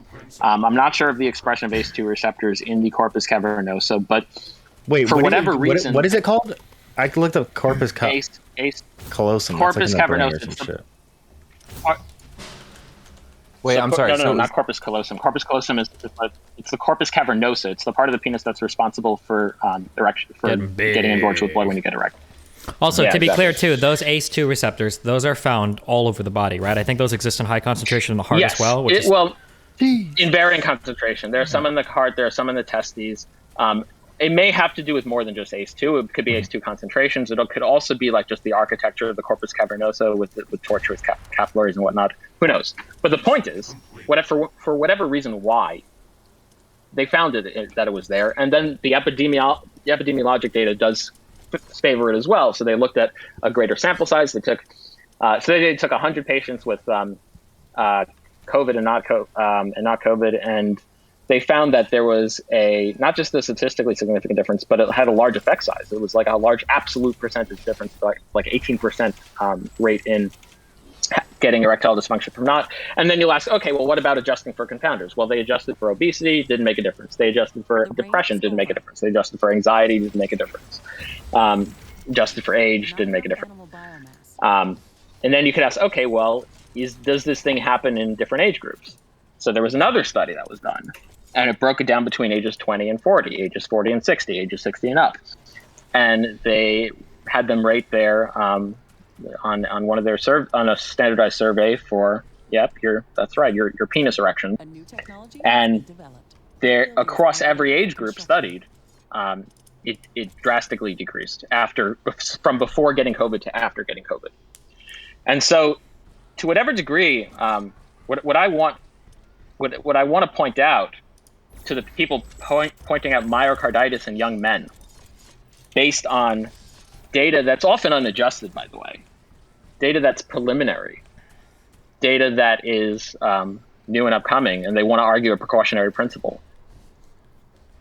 I want to point out that there's arguably stronger evidence for this side effect of COVID that's not talked about that much, and potentially a permanent side effect, because there's much more concrete mechanistic data for it. There's also the data is actually confounder controlled in terms of the epidemiologic data, and I want them to also factor in the increased risk of potentially just having permanent damage to their child's penis if they don't get vaccinated. Wait, but is that happening in children too? Like, do you know that? Like, wait. So okay, it hasn't been studied. It's been because I don't have anything studied. Sorry, go ahead. Answer your question. It hasn't been studied in children that I'm aware of. It's been broken down. The youngest age group that I'm aware of is the 20 to 40 range. But however, what I will tell you is, so far it's happened to 20/40. It's also happened to 40/60. It's also happened to 60 and up. Can it happen to now? I think that's enough for a precautionary principle if you're 18, 19, or 16. Like, is it going to be, like, oh, now they're immune? Like, maybe, but fuck, like, I'm not taking that risk. Oh, because I don't have, again, I don't really have necessarily issues very much with the vaccine anymore. Like I did for a little while. Like I was nervous. Like I didn't know shit about it. I tried to read as much as I could and understand all this shit. But I got my vaccine. Like I work in healthcare anyway, so it doesn't really matter. I would have to get the vaccine. I had to get all the flu updates too. But I that's what we were talking about earlier. Like I'm not really for the mandates. Like, do you think that they should be mandating it for schools for kids? Okay, so that's going to be a prescriptive question. So the easy things I can address, so we can have that conversation. I just want to get through the descriptive claims first, because the easier things to address are going to be the descriptive claims, because I don't have to delve into any moral philosophy for that. I can just point to, okay, well, this is this, that is that. No, this is actually a false claim. So as a point of process, we can get into that, but I'd like. Well, I'm not really gonna push back on being vaccine hesitant. I think people should get the vaccine. I'm not really No. But even being vaccine hesitant, But even vaccine hesitant is a prescriptive kind of issue. What I just want to do first is I just want to get all the facts on the ground that you may have issues with. Like we talked about the aspiration issue. We talked about. So these are all going to be descriptive things. One thing also you mentioned is natural immunity. I'd like to cover that as well.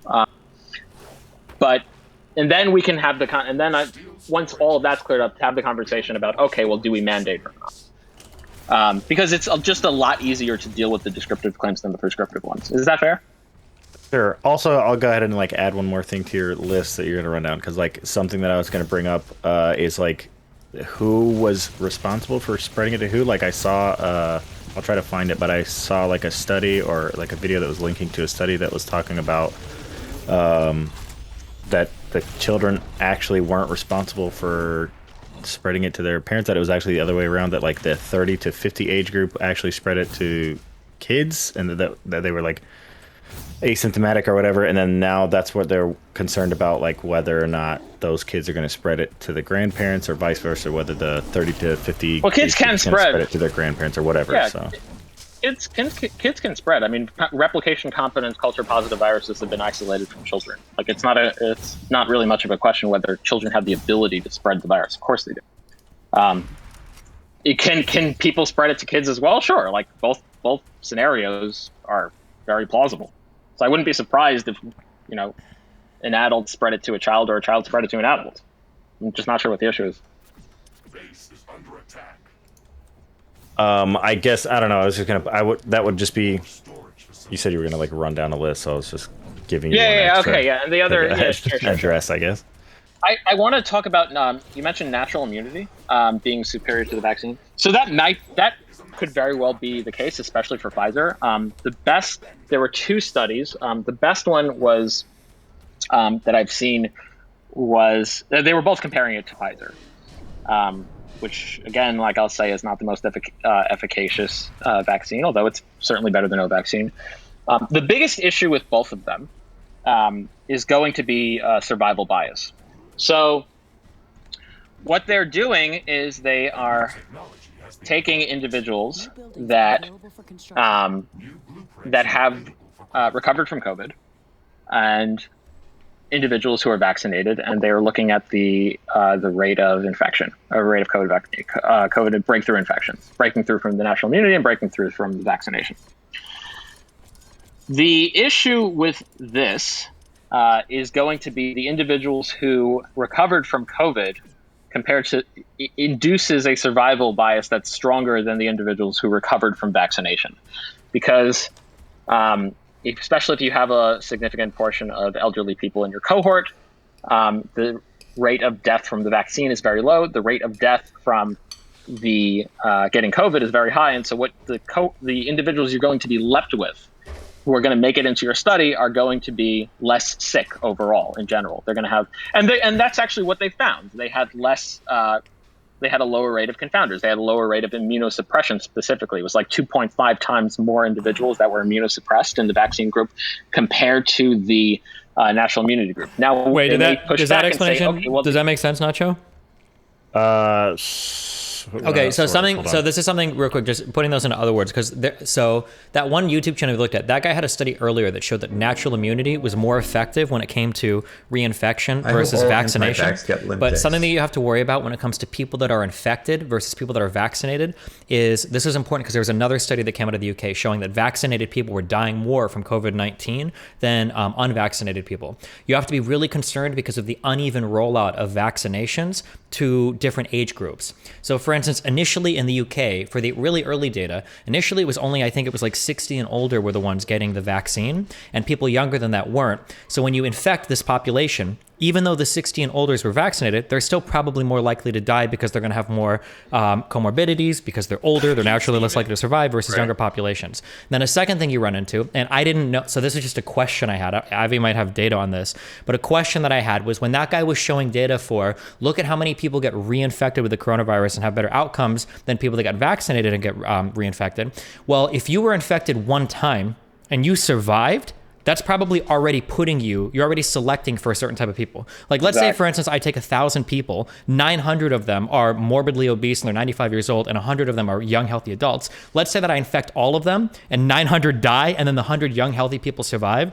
Then due to that selection bias, when it comes time for reinfection of the actual virus, I would expect that reinfected population is going to do probably better than the vaccinated population because they're already going to be healthier. They're going to be less likely to be older people that were vaccinated. And you're already selecting for a group of people that survived one infection, so they're probably going to survive a second one. That's like a thing to keep in mind, if that makes sense.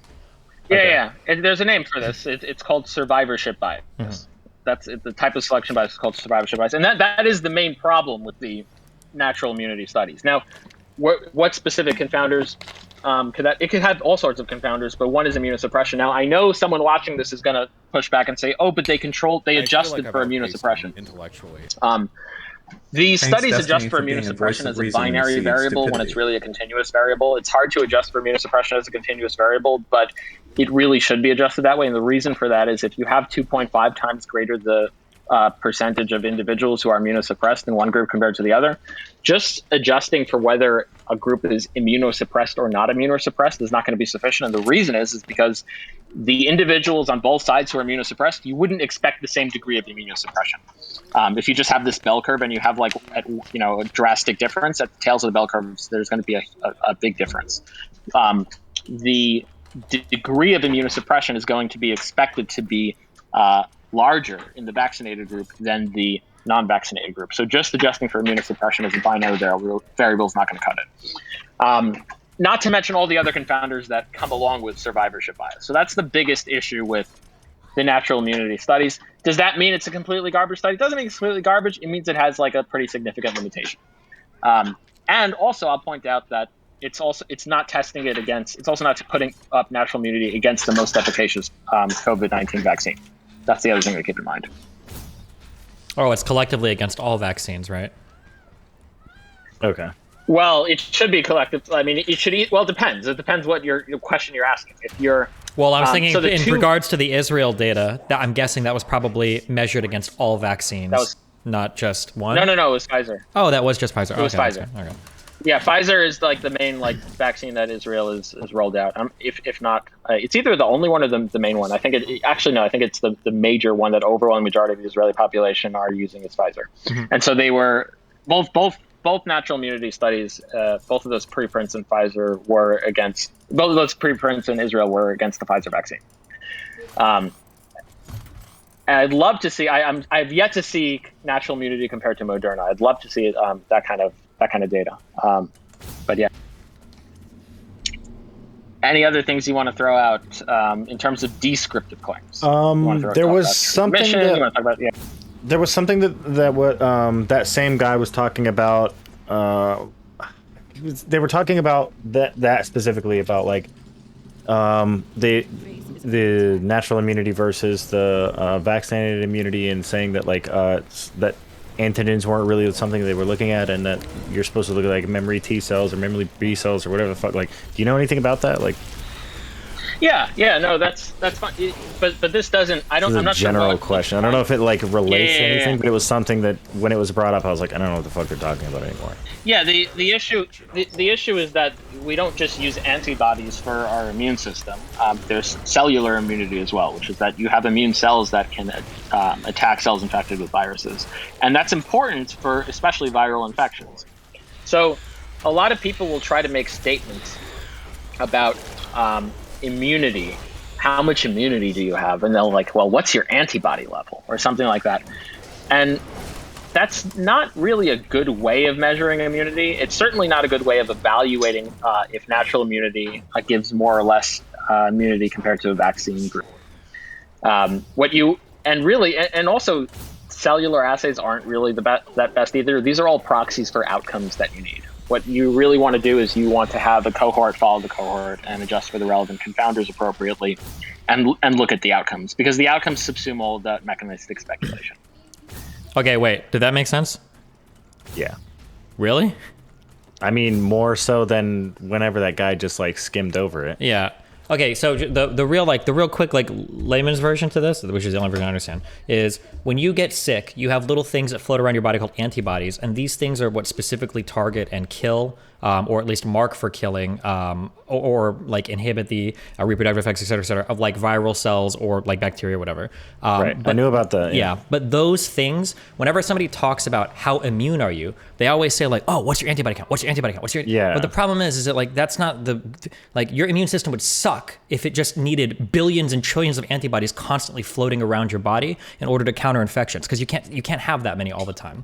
So what happens is you have these other cells. You've got memory cells, you've got CD4 cells, and what all these things do basically is the goal is when you get reinfected, are these cells able to recognize a specific pathogen and then not instigate. There's a word I'm looking for, but basically cause your cells to recreate more of those antibodies, and those are the markers. Start the whole process all over again. Those are the markers that you're looking for. So anytime somebody's like, "Oh, you have like low antibodies versus you have no immunity," that's absolutely not true. There are other ways to measure immunity, and there's a second thing that Abby said that nobody understands that's actually so fucking important. Okay, mechanisms are never an adequate explanation for like what will happen in a population. So for instance, you might be able to show that a drug has this mechanism or that a disease has this mechanism, but in order to be able to say it will help this many people or hurt this many people, you have to do a study following a particular cohort, following and seeing what happens with these people,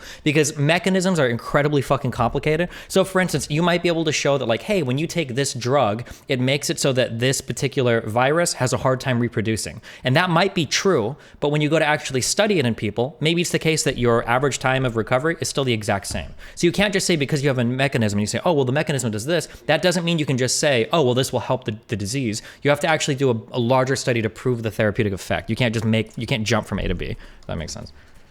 Okay. Yeah. If you think about it, like the amount of mechanisms that go into a given question are like virtually infinite. And the outcome, that's why we look at outcomes, because the outcomes contain all the mechanisms. You're looking at everything that's subsumed. It subsumes all of it. If we could, have a supercomputer to calculate at the molecular level for every question we would need an answer to, sure, by all means, but we're not there. That's why we need the outcomes. And if the outcomes contradict the mechanisms and the outcomes-based data is done well, then either your mechanism is just wrong or you're missing other mechanisms that countervail it or something like that. Right. So, so could we go to the what do you think about like mandating for like children in schools and stuff? Yeah, so I mean that's going to be a normative question, and that's going to depend on your values. So it's going to depend on. So if you're a consequentialist, I can see utilitarian specifically, I can see a very good case for the mandates. I think that they would reduce suffering. I think I would think they would reduce far more suffering than they would cause. If you have a rights-based approach ethic, then it would depend on whether you consider these mandates to be some sort of rights violation, and whether you consider the prevention of suffering if that would outscale the rights violations, if you do consider those things to be outscalable. So that it would depend on what normative framework you're working with. I guess Does that make sense? Yeah, I guess the way I'm looking at it for me, like, is more that like this, they aren't like children aren't being as affected by this virus, and it seems like we've never mandated, like we do mandate other vaccines like for schooling and stuff like that, but it's like we had how many different flu strains whenever all of us were in school. Like I'm 28, like I think almost the same age as Destiny. Like there were so many different like flu strains that came out, and I don't think I got maybe like one or two, and it wasn't because like we're like my family's like anti-vax or something like that. It's just like we just forget. Like there's like 8 kids in my family. And like I had a single mom. So it was like she just wasn't when we're just getting to school and back. Like but so like it wasn't. I know that it's not exactly the same as the flu, and I know it's different. I know it evolves differently, but like the death rate and like the severity of it is really close. So I don't. Well, wait. Well, hold on. When you say children are not affected by the virus, there are not in the same way that like obviously it's got a target like a target population. That's what I'm saying. Well, the effects of the virus tend to be more severe with the elderly, of course. But the question here is going to be well, a couple of things. So first of all, you should know that there are questions regarding children that we haven't answered that plausibly can affect them in severe ways. We just mentioned one of them, by the way. Right. We don't know the answer to whether you're gonna have your child have permanent erectile dysfunction or long-term erectile dysfunction. This just hasn't been studied. It's been studied in every other age group. We also don't know what the like effects are from like, and when I'm talking about like children, I'm talking about like elementary to like middle school, maybe like freshman high school, like the youngest possible. Sure. That I don't think is FDA approved yet, or like I don't think, and I think they were halting it in other countries for certain ages. I don't remember what the age range was. For myocarditis, I can address that. Yeah. But if the response to that is saying, well, we don't know the long-term effects of the vaccine, sorry, I shouldn't say the vaccine, from vaccinate, from vaccines. The response there is going to be, well, the disanalogy there is I'm giving you a reason to believe there may be a effect that could plausibly be there. I'm not just speculating something with no reason at all. As far as and something like that is going to take precedence over just randomly making something up or just saying like, well, there could be anything. Because I'm just going to be based. If that's the type of speculation that we're talking about, that's going to be superseded by saying, okay, well, actually, I'm not pulling this out of my ass. I'm saying, look, every age group otherwise has had this. We've analyzed it through, 60 and up. We've analyzed it through 40 to 60. We've analyzed it at 20 and 40. They're all showing the same thing. That increases my credence toward it plausibly being there in children. That's very different than if I didn't have that data and just saying, well, maybe this can happen. Maybe erectile dysfunction can happen in children. You see the difference between those two types of speculations? Okay, so that's one disanalogy.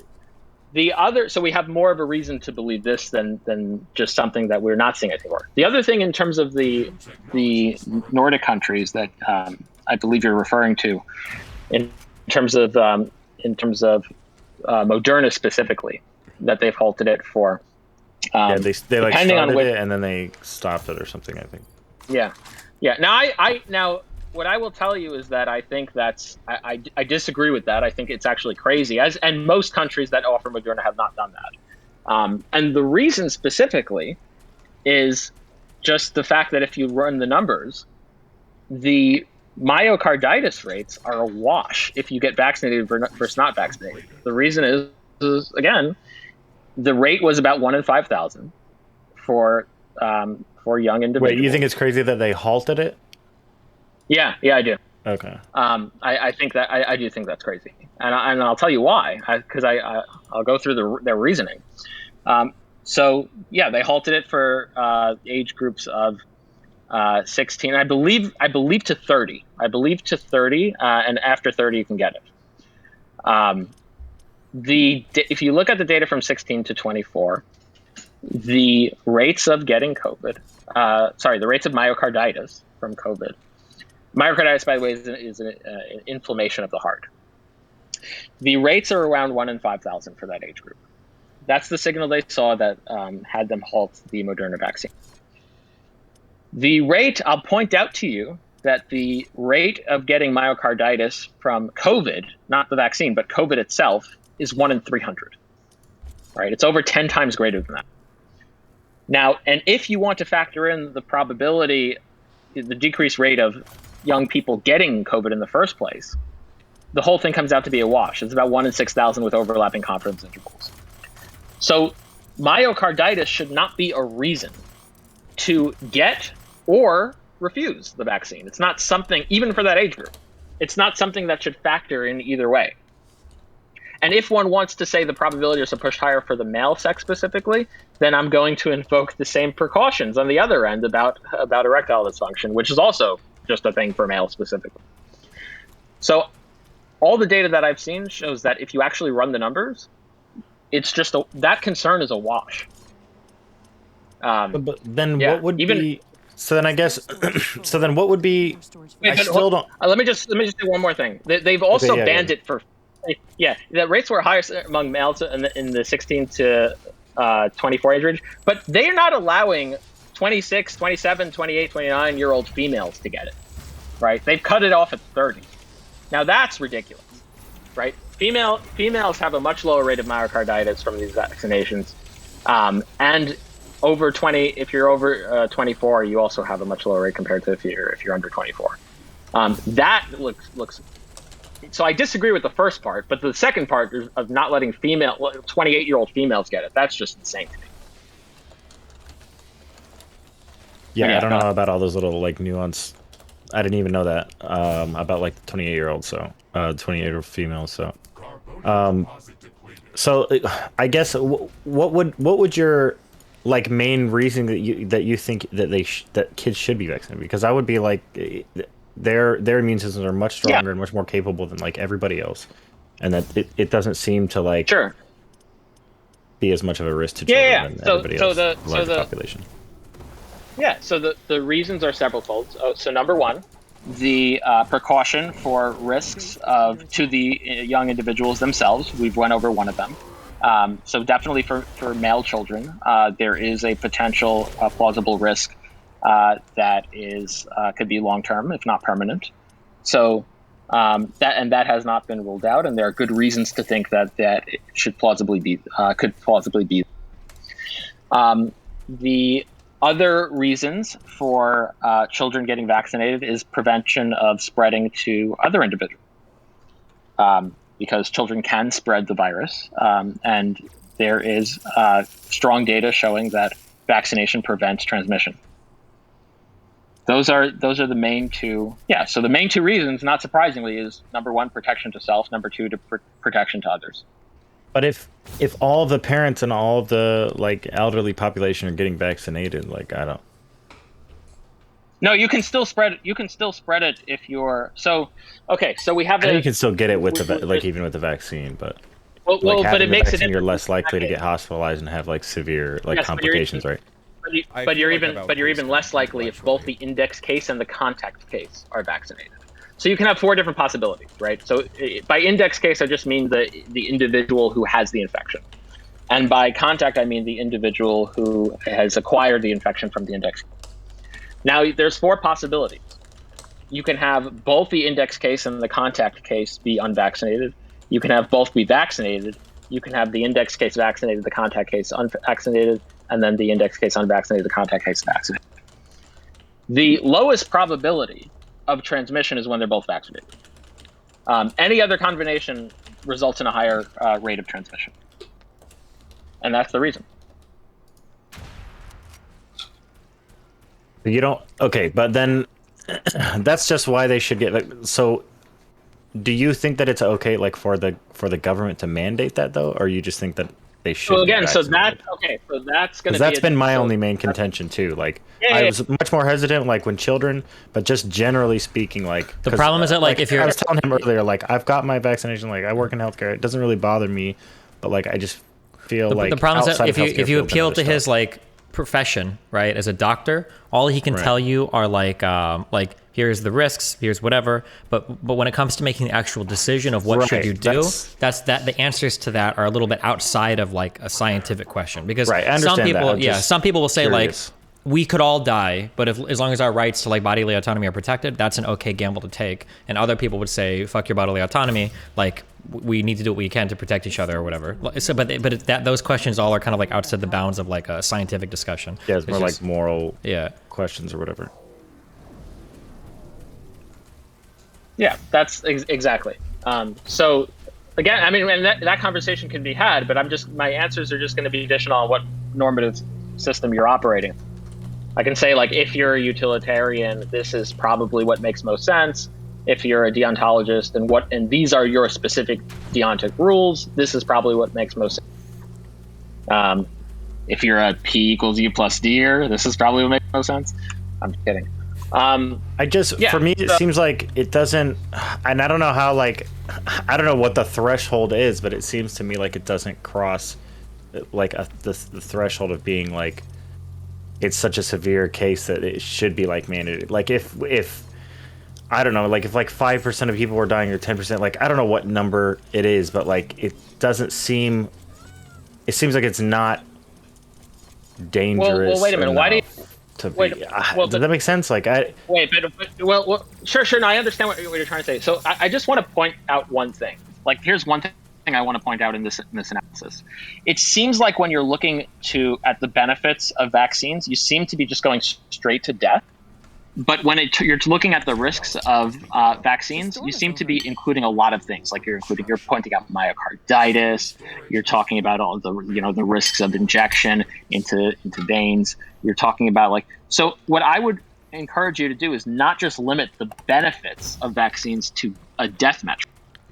I would include morbidity metrics as well. Or what you can do is you can just, if you only care about death for whatever reason, and you don't care about suffering, then only consider death for the risks as well. So, but what I don't want you to do is I don't want you to only look at death for the benefits of vaccination and look at death and all the other risks under the sun for vaccination when looking at the risk benefit or forgetting it when being unvaccinated. Yeah, I get what you're saying. So like, I know that there's other like risk factors for like or other complications that you can have getting it. I know there's been like athletes who have got it and they say like, oh well, they have like there's like a name they started calling it, like long COVID or whatever they called it. Like basically you like always have like shortness of breath and whatever, like you're basically not this. I know it was happening in athletes a lot. We're like talking about it publicly and saying that like they didn't feel the same after, and they didn't have the same like capacity and endurance after and stuff like that. But I mean, aren't these kind of things also happening with other, like with the flu and other viruses that we don't mandate vaccines for too? It's just not to the same.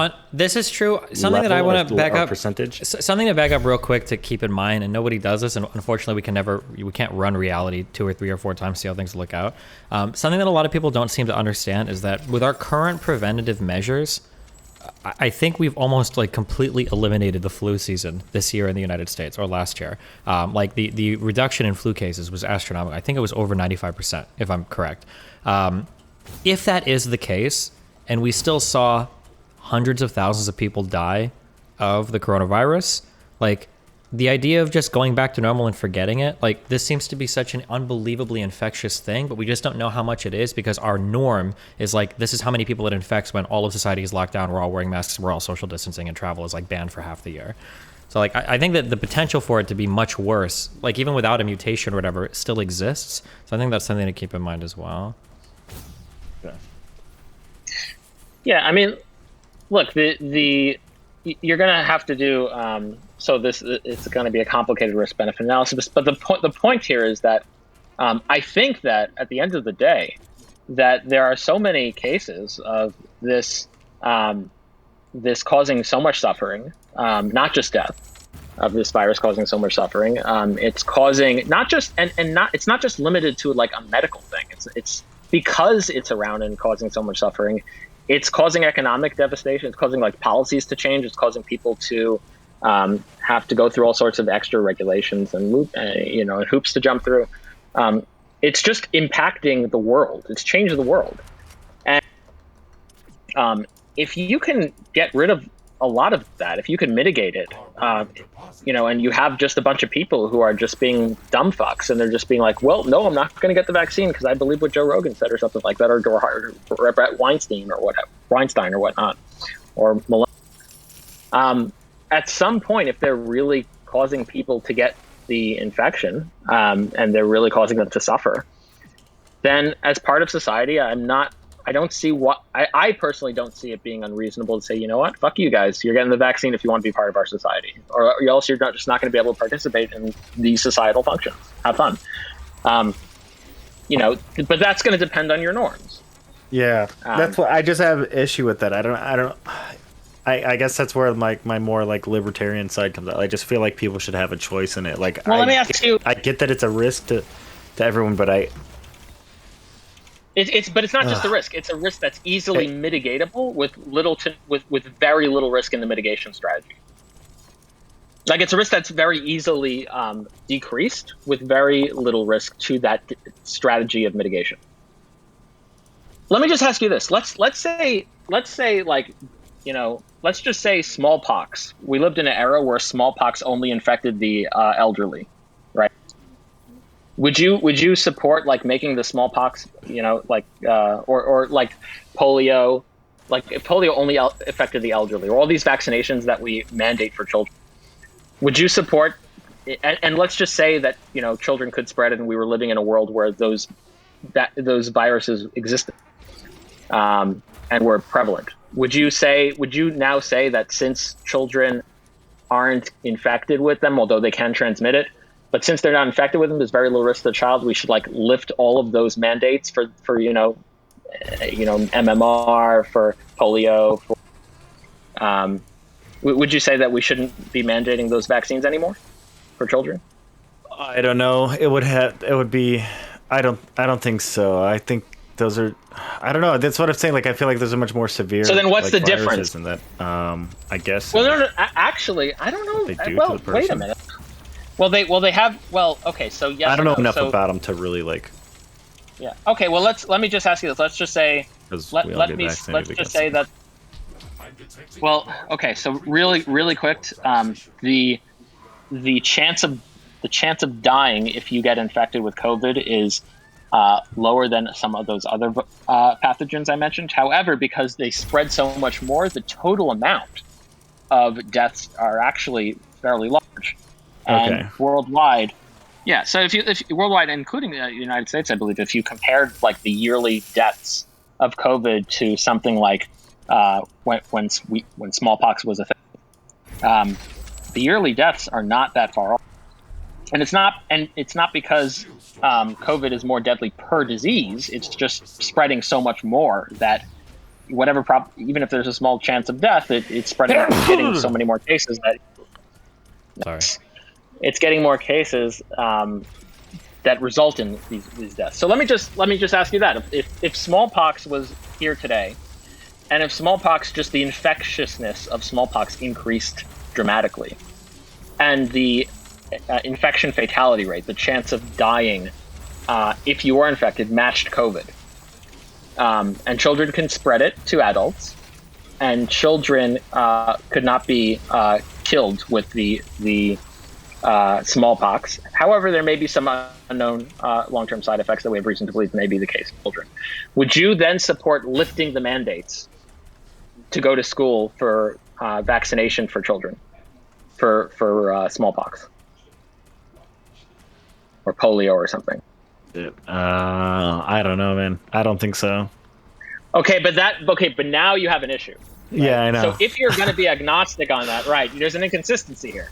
If you're going to be agnostic on that, but against the COVID mandate, then there's got to be some sort of difference, presumably, other than just the name of the vaccine or just the virus implicator.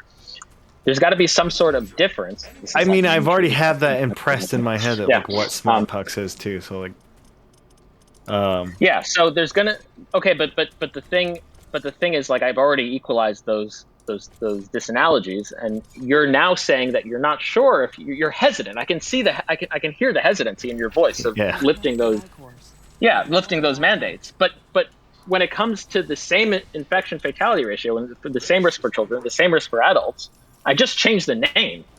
All of a sudden, like you're against. You're like, no, I'm not okay with this mandate. But why? Man, that's I don't know. I would have to do some internal digging, I guess. It just seems you provided me with a lot of information to think about. Okay, I gotta be honest. I need to do some more digging into this. I thought I had a fair amount, enough to make a decision like that, or to think about it in that way.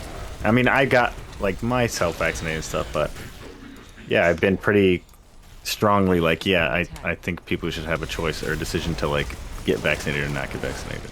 Nacho, can I ask you? Just not when it comes to all the other vaccines. No, not.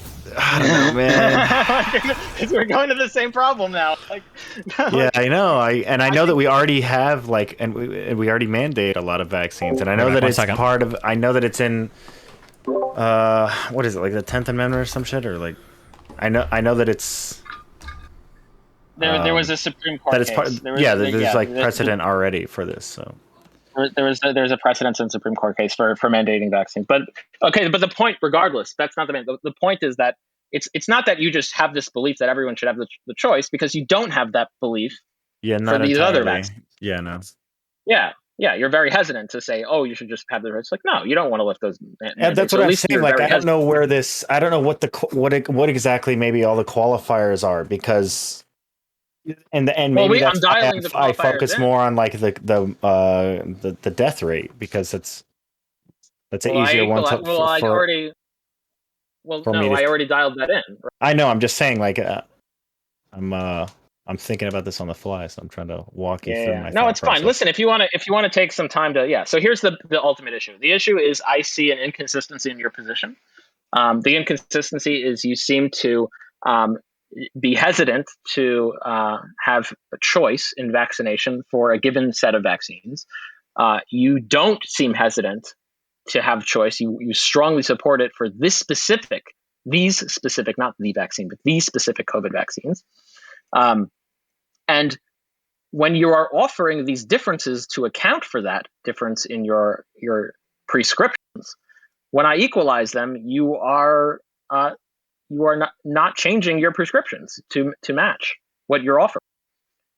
So either you have three options here. You can either say, well, I support freedom across the board.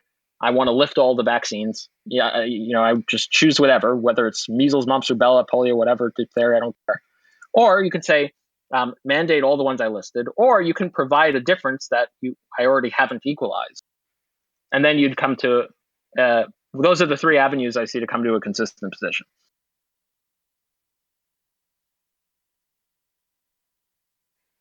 You can think about it if you want. You don't have to answer now. I don't know if I can answer right now. I can just tell you that I don't know, man. Nacho, can I ask? I mean, technically, I think you can, but that's going to be ridiculous. Okay. I think you're pilling me. Okay, I've got a lot to think about. Nacho, I have a question. I have this because yesterday or the day before, when Colin Powell died, I had some feelings about it, and there's people who disagreed, and someone linked an article, and as I'm reading it, like, I found myself in a moment where there's this desire to just kind of reject and stop reading, and it was like, nah, fuck, this isn't true, right? But I had to like push myself to further validate whether or not what I was reading actually countered what I believed, and to research it beyond the article and whatnot, and just to find out whether or not I actually believed it. So what I'm curious is, when someone else is presented with something that counters their gut feeling or their beliefs or whatever, I'm curious if you're feeling that, if you can pinpoint it, if you can kind of like, I guess, talk to what's really sticking in your craw. Are you just talking about like a cognitive dissonance in general, or are you talking about? Yeah, I didn't want to say that. I try to avoid the words just because they get memed on. But yeah, like that cognitive dissonance. One thing, do you feel it sticking? Can you kind of point to it and say what exactly it is? I don't really know. No, that's what I'm saying. Like, I feel like I have a lot to think about because I'm not really sure. Like, still where I would be getting hung up. I guess. I mean, I feel like I do as much reading as I possibly can. Like, I don't do like I do streaming as like a side hobby. So it's not something that I do like full time, like this anywhere I can like literally just like research shit all day if I really want to or something like that. Right. I'm like working like 80 hours a week. So, but I listen to a lot of like audiobooks and shit, and I read as much articles and stuff as I can. So I don't know. Yeah, I guess I got some more digging to do on this one.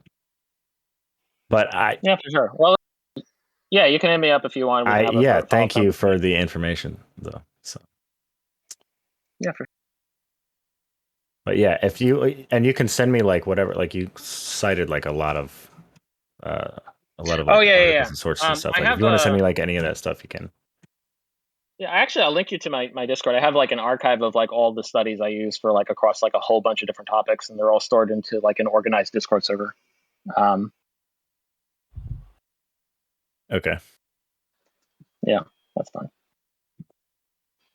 I'd link Destiny too, but he still has me blocked. Wait, on Twitter or what? On Discord. Why does he have you blocked? Because I'm an infinity debater. What does that mean? I don't know. I just tried linking again. He still has. Yeah. All right. Well, let me link that to you. Hold on.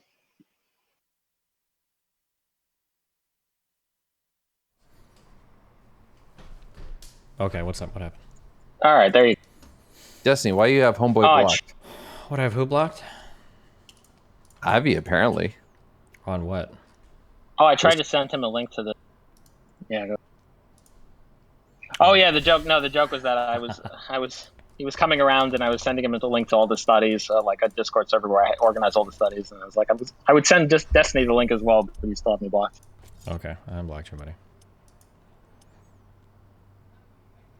There you go. All right, cool.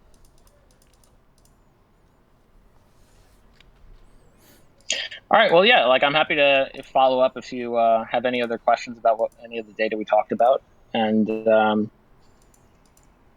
and look, one thing is, thank you for your intellectual honesty and like admitting that you didn't have an answer, you need more to think about it. So a lot of people like dig their heels in on this kind of stuff. So yeah, I appreciate the intellectual honesty. I'm not I don't know, man. I've done a lot of soul searching here in the past like fucking year and a half. Okay,